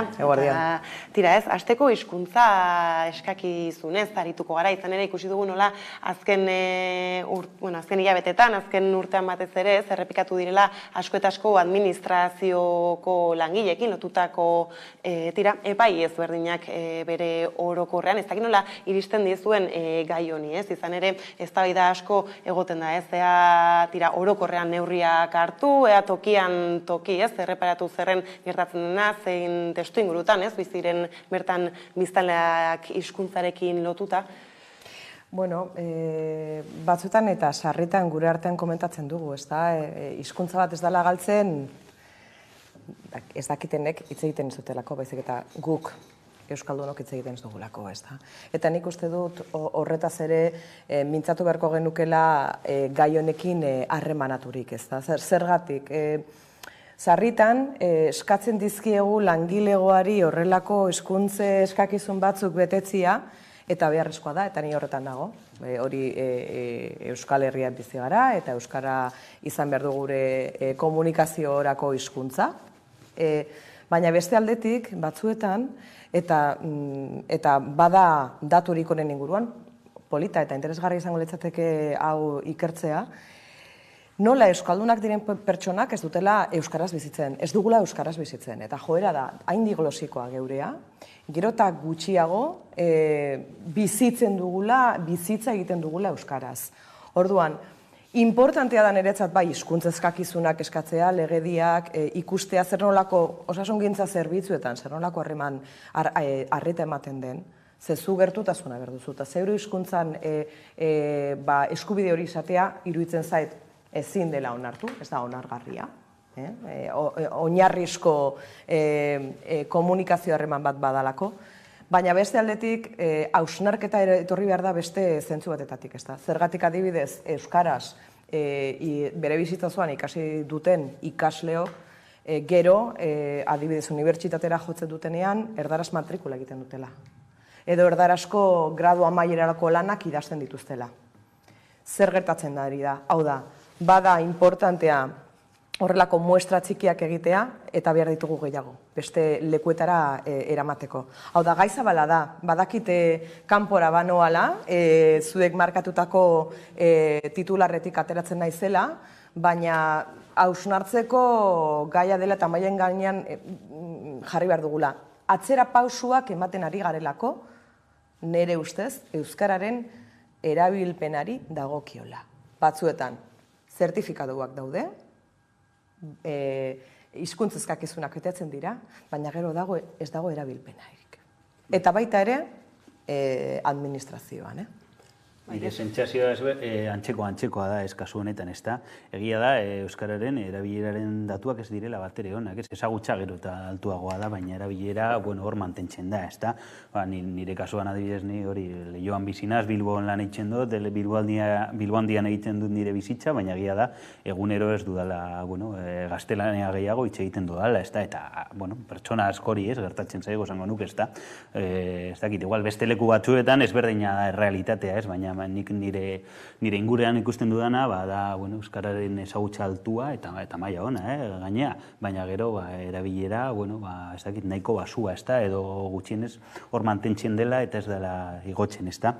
Orduan, bai, ahalegin gehiago egin behar ditugu eta batez ere bai, politika publikoetan eta instituzioetan ere hau birpentsatu, ez da, zergatik emoten ari den errealitate hau, eta hori, eta gero ja eskakizunen gaiara juten, esango nuke eskakizun hauek beharrezkoak direla. Ez dira beti izan behar oso altuak, ez da mai edo gradu oso altuak eskatzea, baizik eta tokiko errealitatea aztertuz, eta zerbitzu horien edo eta lanpostu horien beharra edo zen motatakoa diren aztertuz, egokitu behar dira, ez da. Baina, hori bebai birpentsatu behar da, ez da, eta gero bebai ikusten ari garena, eta niretzako oso grabea dena da, epaitegien aldetik, esango nuke, epai oso larriak, ez azken bola hontan, eta esango nuke horatxean dagoela, estrategia bat edo marko general bat, justiziaren aldetik, euskararen kontra eta eskubide linguistikoen kontra joteko. Da, hildo ezberdinak elkarlotzen direla alako arazoen aurrean ez bada aipatzen genuen ez, norbanakon jarrera bera, bestetik ez, baliabideen falta edo nora bideratzen diren eta ez, zer lortu nahi den baliabideak depende nora bideratzen ditugun eta bestetik ere ez, oraindik eta agertzen diren horma eta potolagoak pentsatzen dugunean superatu dugula ez, pentsatzea Osakietzan euskara zartatuko gaituztela. Bai, pentsatzen dugula bermea, hau da, irakaskuntzan, demagun danok, geure aur guztiak euskaraz ikasteko eskubidea daukatela, eta aukera bentsate hegoaldean, parkatu, edo Kaban, oraindik ere horretan gabiltza zera beste Euskal Herriko beste provintzia batzuetan, eta gertatzen dena da, nolabaiteko ilusio ere badela, baina errealitate baten ilusio, hau ez da la realitatea. Ilusio batean bizi gara, ez da? Ze gero, badaude bestelako komunikabide externo edo agente externo batzuk, edo agente instituzionizatzaile batzuk, parte hartzen dutela gure aurren, neraben, gazten, nagusion, eguneroko hezkuntza eta komunikazio horretan, ez da? Eta sare sozialak, adibide bat izan daiteke, ze hizkuntzatan mugitzen gara edo hitz egiten dugu sare sozialetan, nigatik hasiko naz, sarritan erdarara jotzen dugu edo beste hizkuntz batzuetara, ez da? Hori ikusi da, internetekin eta mugikorrekin eta sare sozialekin, esango nuke euskara galdu duela. Eta, azkenean, joera askoz unibertsalagoa da, oso hizkuntza indartsuak dira, ez da, gaztelania eta ingelesa, eta, hor, konpetitzea ez, euskarako bere lekua egitea, oso, askotan hitz egin dugu hemen, ez da, eta, pantaiak euskaraz ekimenari buruz, eta horrelakoei buruz, eta oso garrantzitsua da, hor bebai, borroka bat planteatzea, ez, eta presentzia hori bermatzea, oso zaila, baina beharrezkoa. Askotan ikusten dugu zinearekin. Pantaiak euskarak aipatu duzula, euskaraz pelikulak burutzen ditugun pertsonak, bada autopolitiko bat, ez da bakarrik autolinguistiko bat, ez da, bada autopolitiko bat osotasunean, ez da, eta hori egiten duzuren aberitzen duzu zer nolako lekua daukazun merkatuan, edo zer nolako erantzuna daukazun baita ere ikusleguaren ikuspegitik. Ze hori interesgarria da, danok euskaldunak gara, baina gero euskarazko pelikulak sortzen direnan Euskal Herrian, ies egiten dute zinemaretoetatik besteak bezalaze, ez da, euskaldunak ez direnak bezalaze, ez da. Baina azken bola honetan ikusi ditugu, ez, film euskalduna arrakastatsuak, ez da, Espainiar estatuan, ez, marko horretan, zuk jakingo duzu ni baino beto, ez, baina hor... Ni zinazke jatu ere, ez, nik gauza bera. Zango nuke muga bat edo gainditu indela, ez da. Baina mugak gainditzen ditugu, baina barruan zer gertatzen da, guk barruko kontsumo propioa, zer gertatzen da banaketarekin, exhibizioarekin. Ze zinemaretoetan daukagu aukera,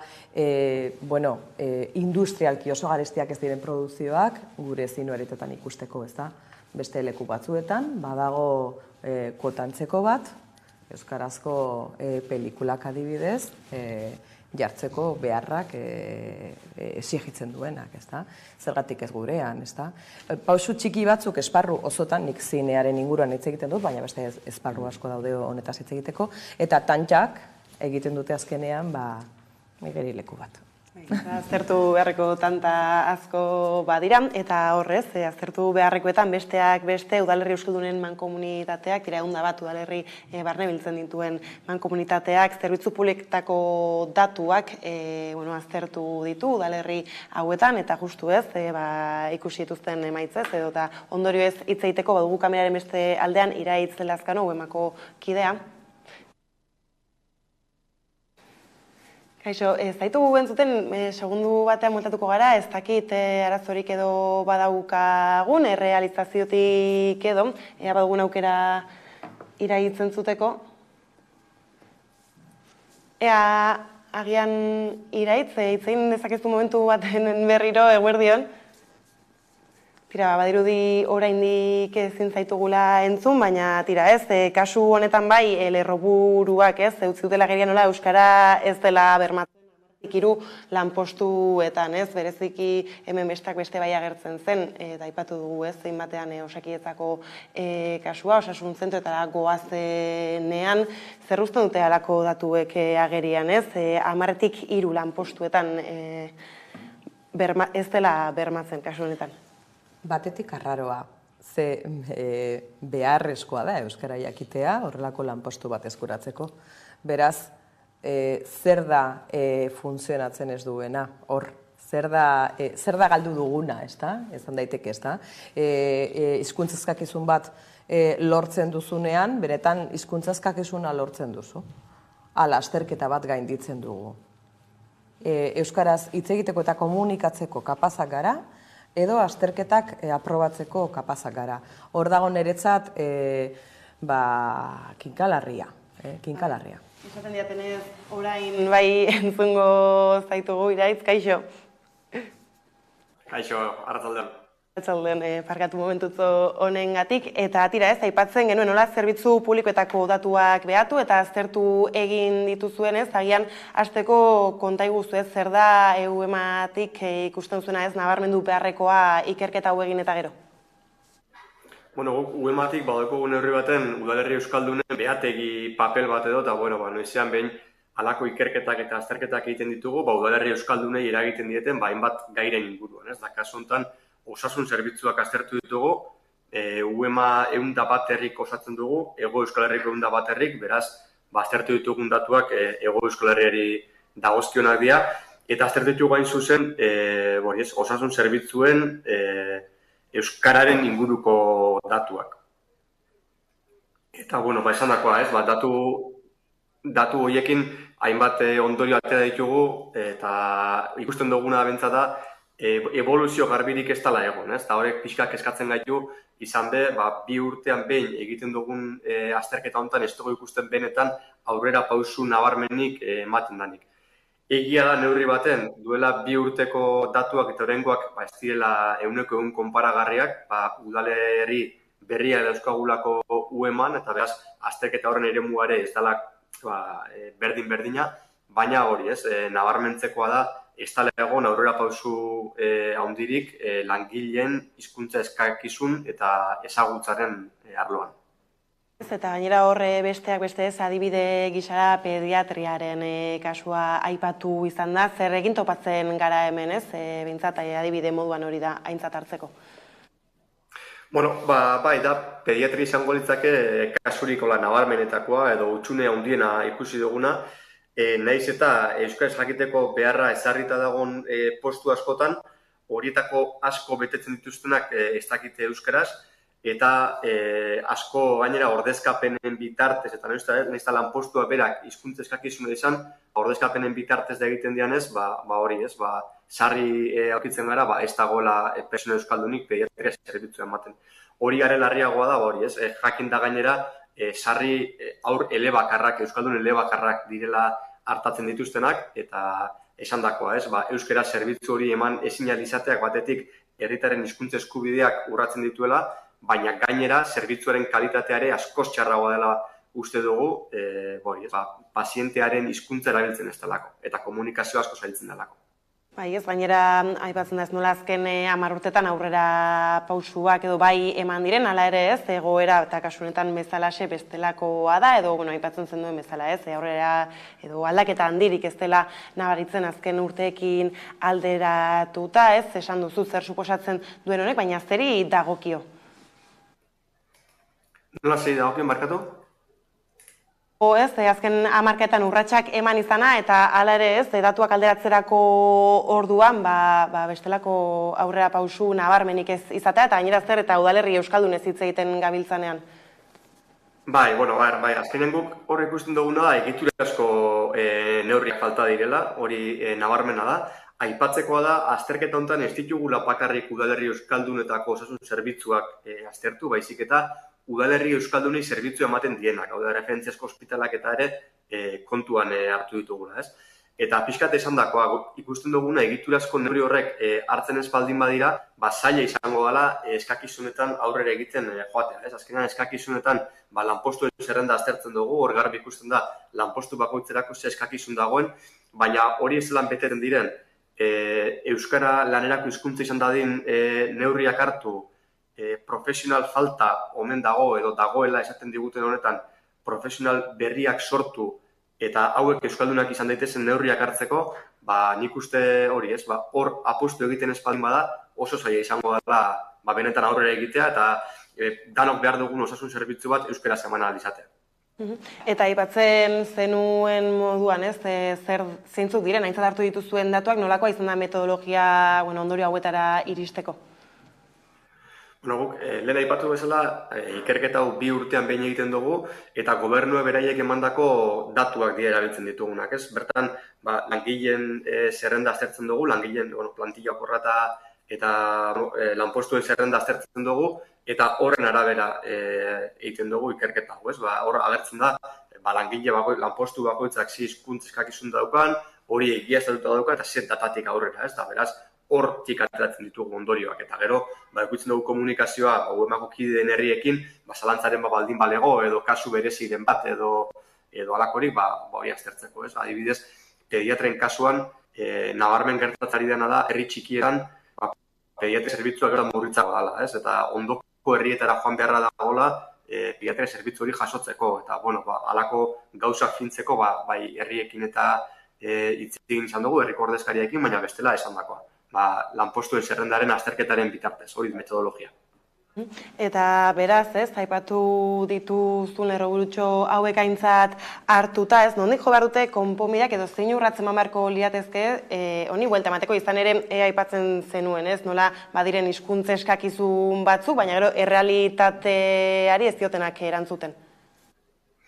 Lehen aipatutako bidetik, nik uste dut, hartu beharreko neurriak oso egiturazkoak diela, oso epe luzerakoak izan behar diela, bestela adabaki baten gainean beste adabaki bat egiteko arriskua dago eta benetan arazoa konpondu ez. Hor ikusten dugu ezinbestekoa dela, gaur egun dauden profesional sanitarioak euskalduntzeko neurriak hartu behar direla, laneko hizkuntza euskara izan dadin neurriak hartu eta bultzatu behar. Ikusten dugu bai hori, profesional berriak sortzeko beharra badagoela, eta hor apustu handi egin behar dela uste dugu, badakugu bertako unibertsitatean bitartez, profesional gehiago behar baldin badira, gehiago formatu beharko dira, profesional gehiago sortu beharko dugu herri bezala, badakugun erronko honi erantzun izateko. Azkenean nik uste dut, eragireko ere, irizpi batzuk esarri behar dira, hizkuntza irizpi batzuk esarri behar dituela osasun agintariek, herritarrei behar dan bezalako zerbitzuak eman, kalidadezko zerbitzuak eman, eta herritarren hizkuntza eskubideak errespetatu da ere zan.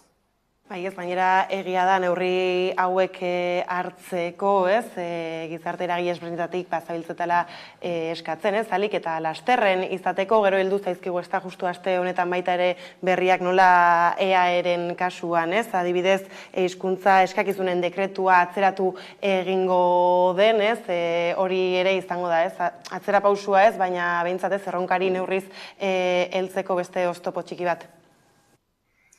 Azkeneko ikusten duguna da hori, halako neurriak eta erabakiak lehenbailen hartu behar dira, euskararen egoera ez dago urtez urte atzeratzen eta luzatzen joateko, uste dugu ezinbesteko ala neurri hauek ausart eta laizter hartzea, eta konponbidea bide hortatik etorriko da, lehen aipatzen zen duten, administrazioak bakarrik ez dela izango gai, kalean erabilera sustatzen espaldin bada eta horrekin gu erabat ados gaude, baina bai uste dugu administrazioa neurri baten bai izan behar dela herritarren eskubideen garante edo berme hori, eta neurri baten eredu ere izan behar dela herritarrentzako. Iraitzonekin hemen utzi behar dugu konexioa, mi esker gurekin tarte hau hartzearen eta hurrengora arte. Eskerrik asko zuei, broma arte.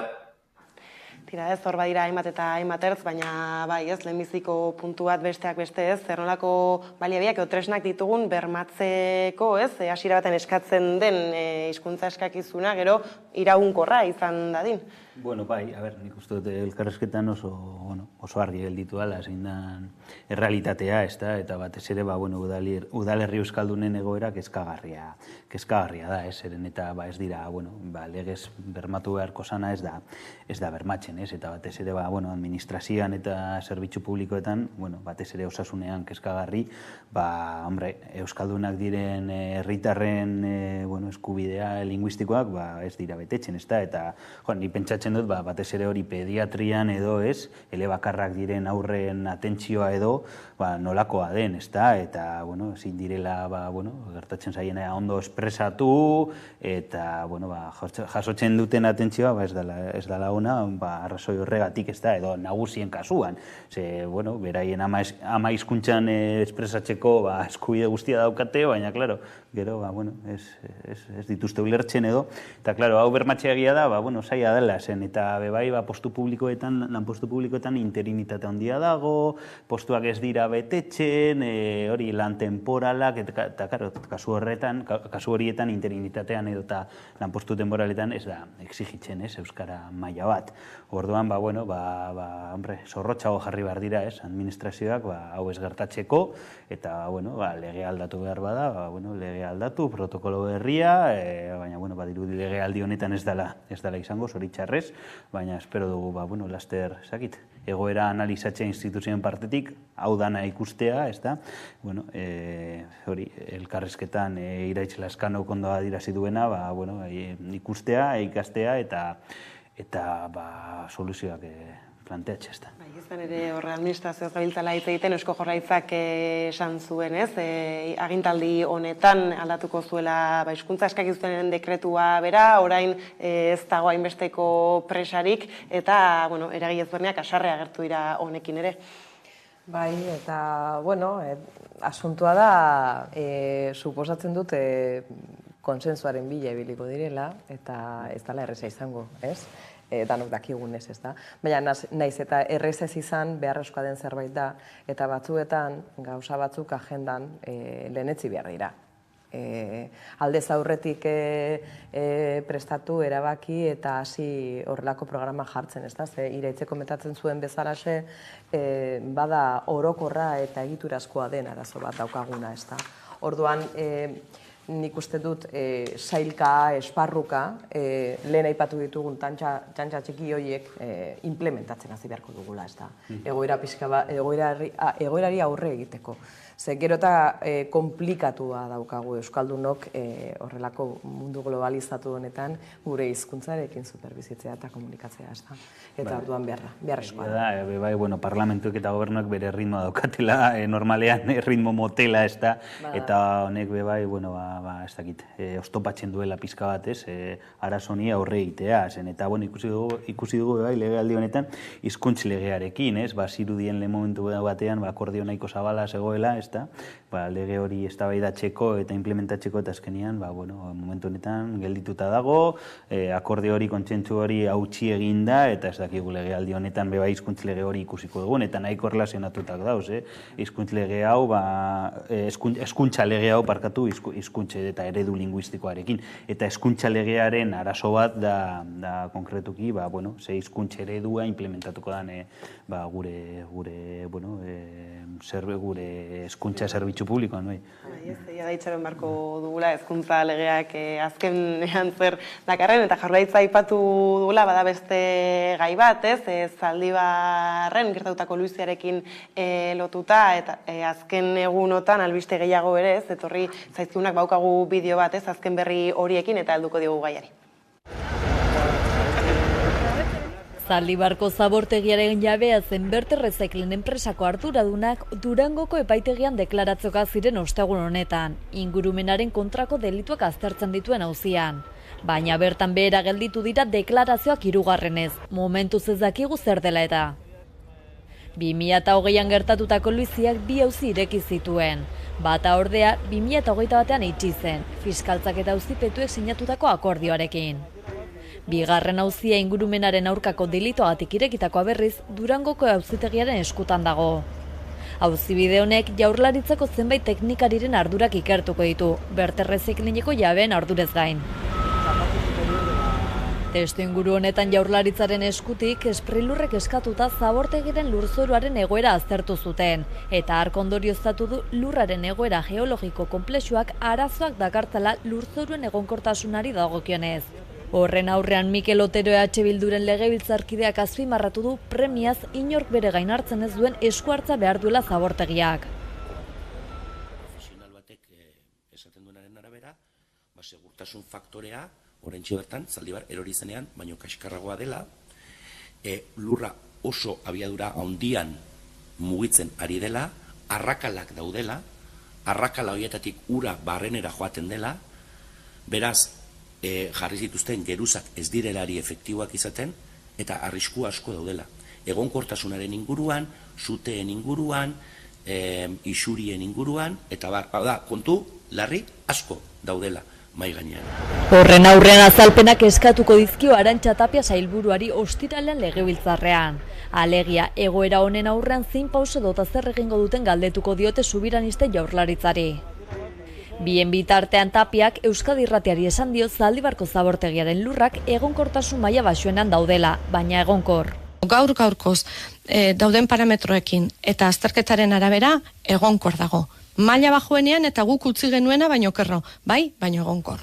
Gaineratu du Jaurlaritzak hasierako mantenu lanak egin zituela, baina hortik aurrera Berta Recycling enpresaren administratzaile konkurtsalari zegokiola horiekin jarraitzea, eta ez dituela egin. 3 errekiremendu egin dizkiela eta jarraipen zehatza egin diotela gaiari.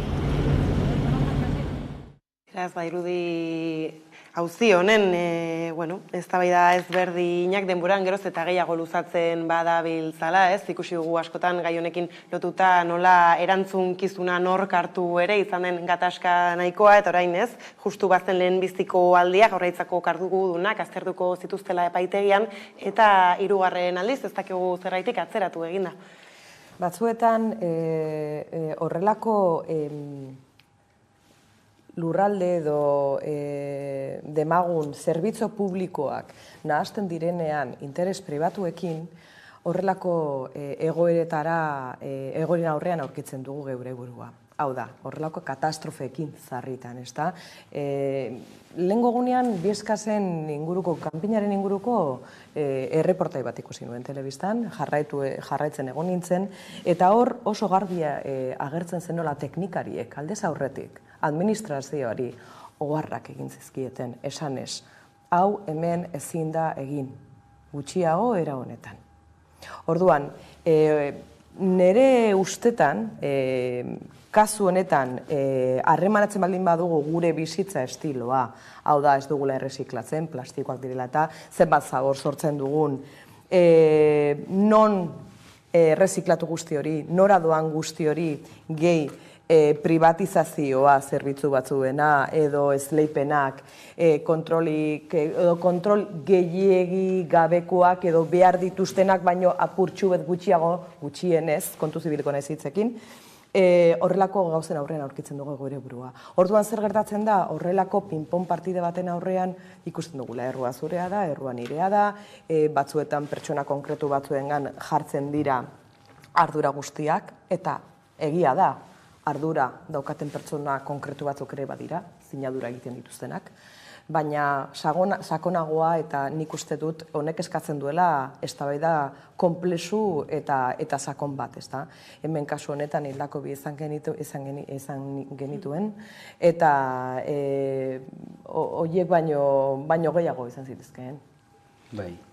Nik ezakit kasu honetan, ikusi beharko dugu ez, epaitegian gertatuko dan ez, eta ea, inolako ardurarik, edo ardura nor zeukan, ez dakit teknikariak, edo departamentoaren buruzagiak, argituko da ez, prozesu judizial honetan, baina nik argi daukadana da instituzionalki edo administrazioan edo departamento horretan zeo zer utx egin zuela, ez da zen, eta, zabortegi hau ezin zuen horrela funtzionatu, eta, egoera horretan ez, egon, eta legalki egon horrela, ez da, hainbat, defizientziekin eta legetik kanpo zeuden aktibitate askorekin. Hori argi gelditu egin da, ez da. eta, bueno, zoritxarrez bildako medio, ez da. Eta, bueno, gero ebai, reportaian ikusi dugun moduan orain, badirudi oraindik ere gora nahiko kilikolo dagoela Zaldibarren, ez da, eta administrazio, konkurtsal honek, Berte Recyclingek hartu duen administratzaileak, badirudi, ez dakit, nahiko egoera kaskarrean mantendu duela lurra hor, eta ikusi beharko da, zer gertatzen da, igual berriro ere, administrazioen partetik, Eusko Jaurlaritzaren partetik, lur horien kontrol hartu beharko da, eta gero bai aztertu beharko da, beste zabortegi batzuen egoera, ez da, eta zenolako aktibitatea daukaten, eta nik imaginatzen dut kontrolak ez dutu egin direla, ez da, hau gertu zaretik, orain dela ja 3 urte baino gehiago, baina pendiente dago oraindik ere, hartzea, ikertzea, zenolako eredua, ingurumen eredua, eta, zaborren eredua nahi dugun, herrialde honetan, eta danok dakigu zenolako krisi klimatikoa daukagun, zenolako eredua ez sostengarria bat ere, eta hau politikoki, eta, aztertu behar da, debatitu behar da, eta kontsentsua lehen itxein dugu kontsentsuei buruz, kasu honetan kontsentsu handia, kontsentsu zabala beharrezkoa da, hau aldatzeko.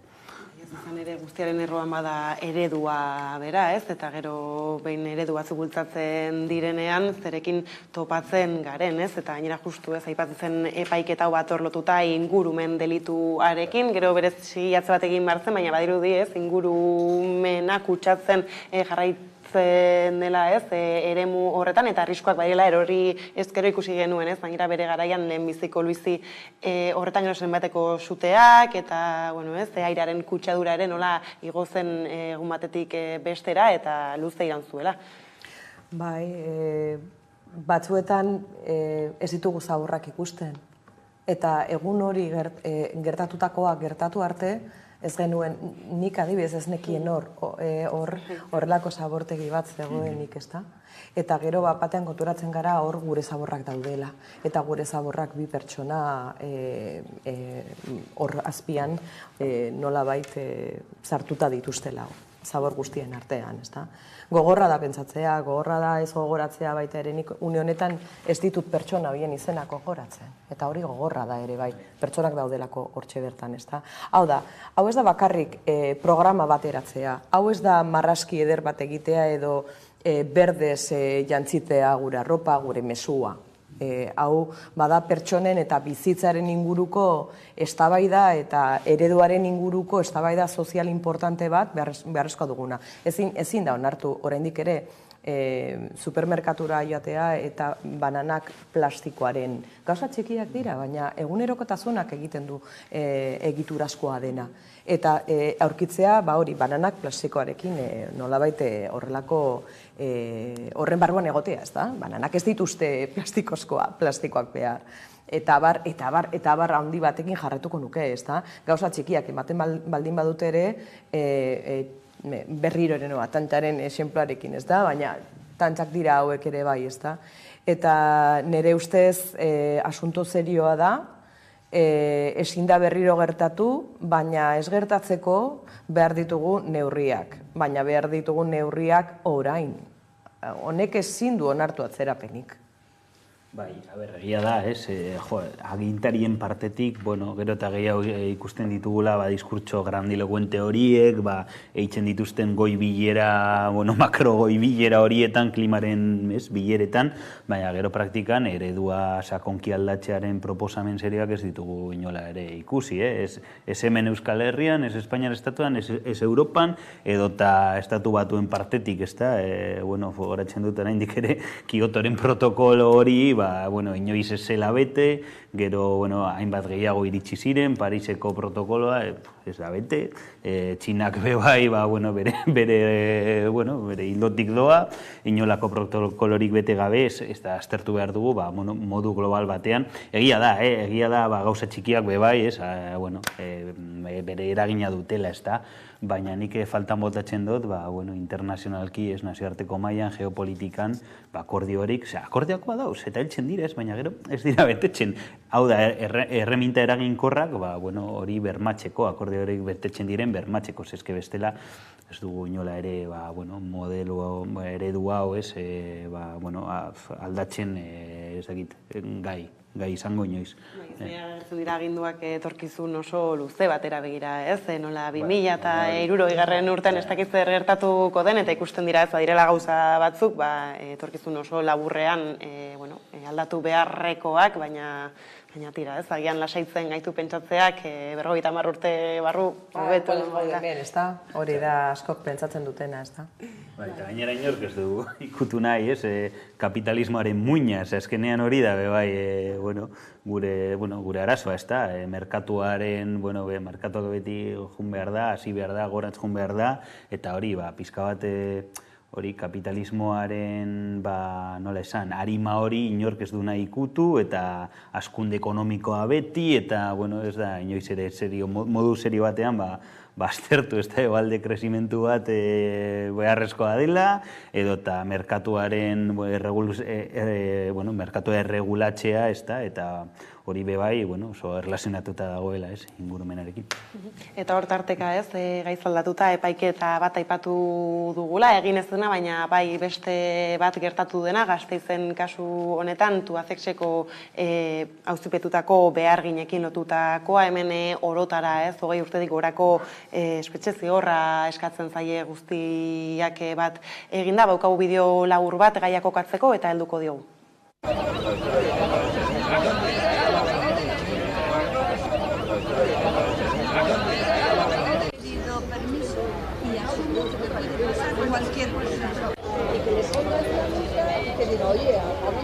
Bildu gara, Iñakiri gaur epaitzen duten lagunari geure beroa eta elkartasuna ekartzeko eta berarekin gaudela guztiok adierazteko eta orain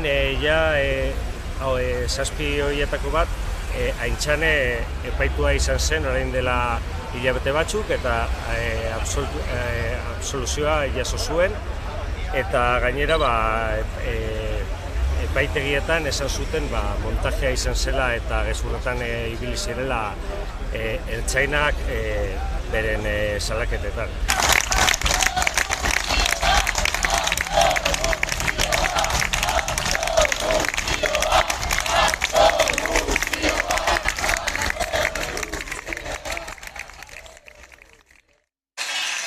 Absoluzioa eskatzen langileek, egia da, tira ez, epaiketa hauen barruan badirela batzuk Tubacex enpresako beharginak badirenak, beste batzuk ez, auzokideak edo eta tira ez, protestetan babesa ematera gerturatutako pertsonak, bai salatu dute ez, Tubacexeko ordezkariek azpijoko poliziara ez dakit horrela iristen diozuen. Adierazpen askatasunaren kontrako, nire ustez, zera, pausu bat da. Eta serioa gainera, ez da? Kalera ateratzeko eskubidea daukagu, errebindikatzeko gizartean bizitzen ditugun egoera larriak, kasu honetan lanpostuaren galpena, ez da? Eta egoera konkretu batzuk. Baina uste dut batzuetan horlako epaiketak suposatzen dutela nola baiteko, nola esango nuke, barrera bat edo pausu bat ezartzen dena, esateko, kalera ateratzen behar zarete, hau esaten baduzu, adierazpen askatasunaren erabilpena egiten balin baduzu, honek zigorra dakar. Ezta? Zure ekintzak zigorrak ekarriko ditu. Eta orduan, kontuz kalera ateratzen baldin bazara, hau egitera, edo hau esatera, edo bestea eskatzera, ezta? Eta orduan, niretzat larria dau. Zergatik, honek suposatzen duelako beldurraren espiral baten sentsazioa, jokua, ezta?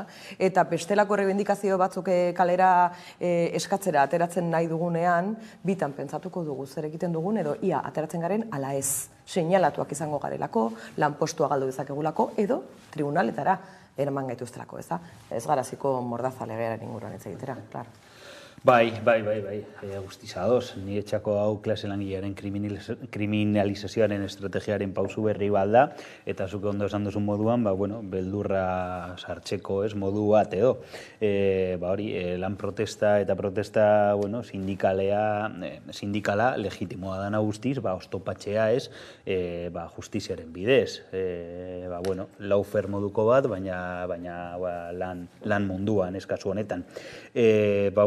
Ze esango, ez dela bidezkoa, injustizia handia dela, eta argi dago, muntai polizialaren susmo hori mai gainean dago, ez da.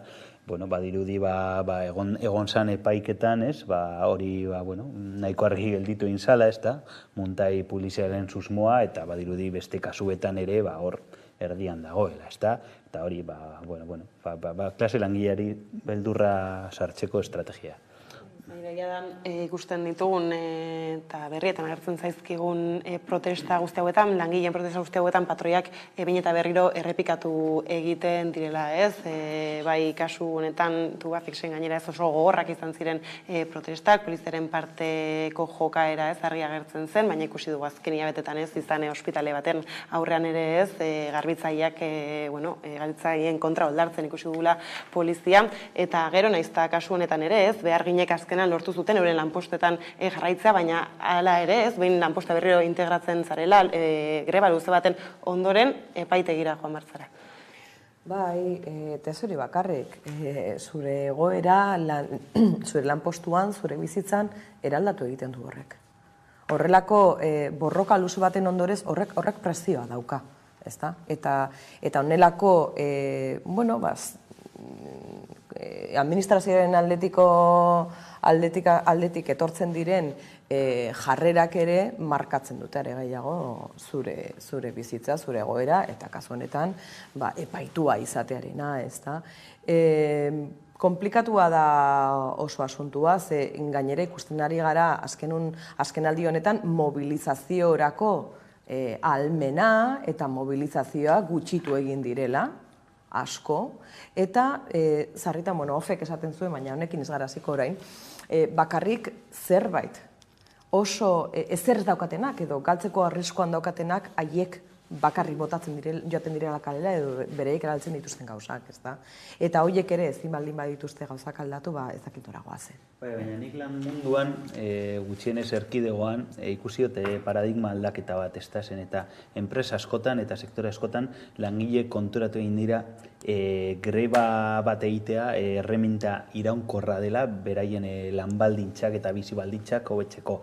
Eta hortik dator nire ustez ikusten ari dugun erantzuna, ez da, berdin zait, polizian aldetik edo eta epaitegien aldetik, epaiketa hauekin adibidez, ez da. Badirudi erreakzio bat dela, zen eta gero eta greba gehiago ikusten ditugu, gero eta mobilizazio gehiago adibidez hemen Bizkaian, ikusi ditugu, azken bola hontan, metalaren sektorean, edo eta garbitzaileen sektorean, edo eta erresidentzien sektorean, ez da, nahiko sektore, indartsuen, erantzun hau, ez, greba... Prekarizatuetan. Baina ez hain prekarizatuetan adibidez metalaren kasu, metalaren baldintzak nahiko onak dira. Kostat ateratzen dituzte konbenioak, Hori da gauza ikusi dutela, beraien baldintza materialak eta soldatak murriztu egin direla, zen eta inflazioa, bizitzaren kostea, eta hortik doa gauza, ez da, eta nik esango nuke langilek galdu dutela modu baten grebaren beldurra, greba egiteko beldur hori, eta horren kontra erantzuna, erreakzioa dagoela, ez da.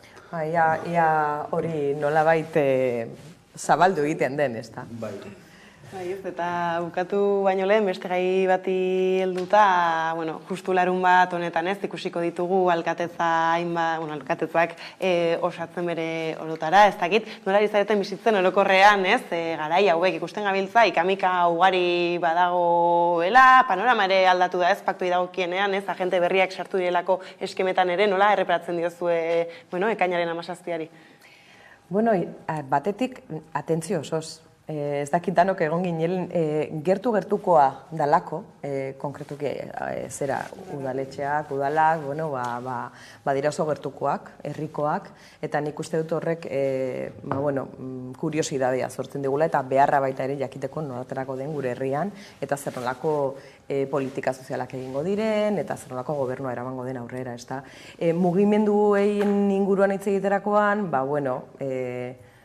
gauza asko ikusi dira, mai gainean, aliantza kuriosoak egon dira, ez dakit hori adjetibo egokiena den, baina kuriosak direna aliantzak egon dira, sorpresak ere bai, eta egia da jendeak boto egin duela gertutasunari, egunerokotasuneko lan horri, ez da, benetan herritarentzako gobernatzearen botua izan dela nire ustez, oraingoan, eta nabaritu da boskak zenbatu direnean, ez da. Zer gertatzen da? Beti ez duela gobernatzen boto gehienak hartzen dituenak.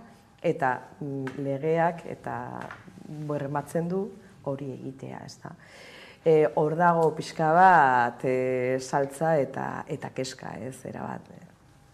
Bai, nik, konparatzen ez, orain dela 4 urte ikusi genuenarekin instituzio hauetan, esango nuke, intentsitate asko handiagoa egon dela azken egun hauetan, ez da orain dela 4 urte nik ez gogoratzen alako klimarik eta hainbeste mugimendu eta nik esango nuke batez ere erkidegoan, hau gertatzen dela mapa politikoa, nahiko aldatu egin delako, ez da.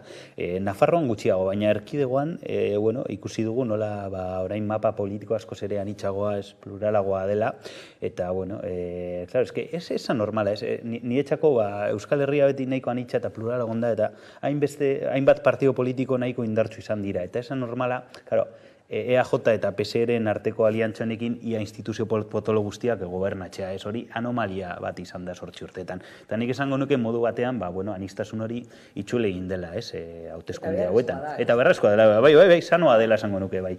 Eta horregatik, ikusten ari dugun, nola bizitza politikoa berriro ere berpiztu egin dela, ez, eta nik ikusten dut, interes askoz, ez da, eta gustatzen zait, hau berriro ere piztea, ez, ikusiko dugu ze gertatzen den larun bat honetan, baina egia da, indarra asko handitu egin dira, kasu honetan EH Bilduk indar municipal handiago hartu du, alderdi popularrak ere, kriston gainbere esan zuen, baina orain instituzio batzuetan gakoa da, ez, hortik doa jokoa. Eta, esango nuke, interes ondiz ikusten dudala, eta zapatua eltseko gogoekin ea segertatzen den, eta segertatzen den bebai, Nafarroan Iruñeko alkatetxan, ez da? Bai. Salbanmen inguruan egon gara lehen hitz egiten, ez da? Da politikaren salbanmea, ez da? Oraingoan, ez? Bai, gainera ikusten, abintza justu Nafarroan konkretuki, parlamentoarekin lotuta agian baita ere, ez? Zer nolako, pertsonaien jokoa ere ari den mai gainean jartzen, ez dakidana da, alako mugimenduek, herritarrengan zer nolako eragina izan dezaketen luzera begira, ez? Aipatzen zenuen ere nola PP suertatu den, ea emerezeki hainbat tokitan giltza eraginik izango duen horrek, ez? Gerora, eurekin batera pakturen bat agertzen bada, herritarren urrengo 4 urtetako bozketan. Ja, horrek markatuko du herritarren bizitza egunerokotasuna, udaletxeak importanteak dira, oso importanteak, ez da? Egunerokotasun horretarako eta hortik haratago jateko, eta horri implementatzen dira politika sozial asko. Eta hor erabaki gure bizitzetan, egunerokotasun horretan, garrantzi itzela duten erabakiak hartzen dira. Eta segun zer nolako gobernu motak eta politika motak eramaten diren aurrera markatuko ditu gauza asko, ez da? Eta importantea da zinez. Egia da gainera justu, ez? Hitz egiten dugula asko azken aldian krisialdi anitzko hitz batetaz, arlo asko daudez, nun aldaketak behar diren eta garaia orain irekiko da horretarako. Bai, urte hauek izango dira oso garrantzitsuak, ez da? Eta gainera horatu behar dugu, estatuan urrengo hilabetean dauzkagula bai hauteskundeak eta urrengo urtean Europako hauteskundeak helduko direla, ez da? Orduan instituzio asko berritu behar dira eta berrituko dira, eta ikusi behar dugu, zenolako gobernuak usten dituzten, ez da, hauteskunde hauek, baina bai, printzipioz nik, kezkaz ikusten dut, alderdi popularraren goraka da Euskal Herrian, edo eta, estatu mailan bai, ikusten ari gara, zenolako emaitzak eskuratu alditu ditu Feijóok, ez da inkesten arabera oso altuak. Eta Europaren mailan bebai, badirudi eskuineko populismoen eta ultraeskuinaren gorakada bat eukiko dugula. Orduan, kezkaz ikusten dut, batez ere hori, momentu kritiko batean gauzela, paradigma aldaketa bat behar dugulako eta indar hauek justo kontrakoak direla, indar erreakzionarioak eta guztiz atzerakoiak. Orduan, zaila da optimista izatea ez, egoera honetan gaur egun. Ez pasatzen diaten ez menutzu behar dugu solasaldia, egia da larun bat hau igarota ez, urrekoan ziurrenik erreparatu beharko diegula agortetako ez, eraketa horiei eskerrik asko Iratxe eta Miguel gaurrekin izatearen, eta orain jarrian eguneko albistekin bueltatuko gara.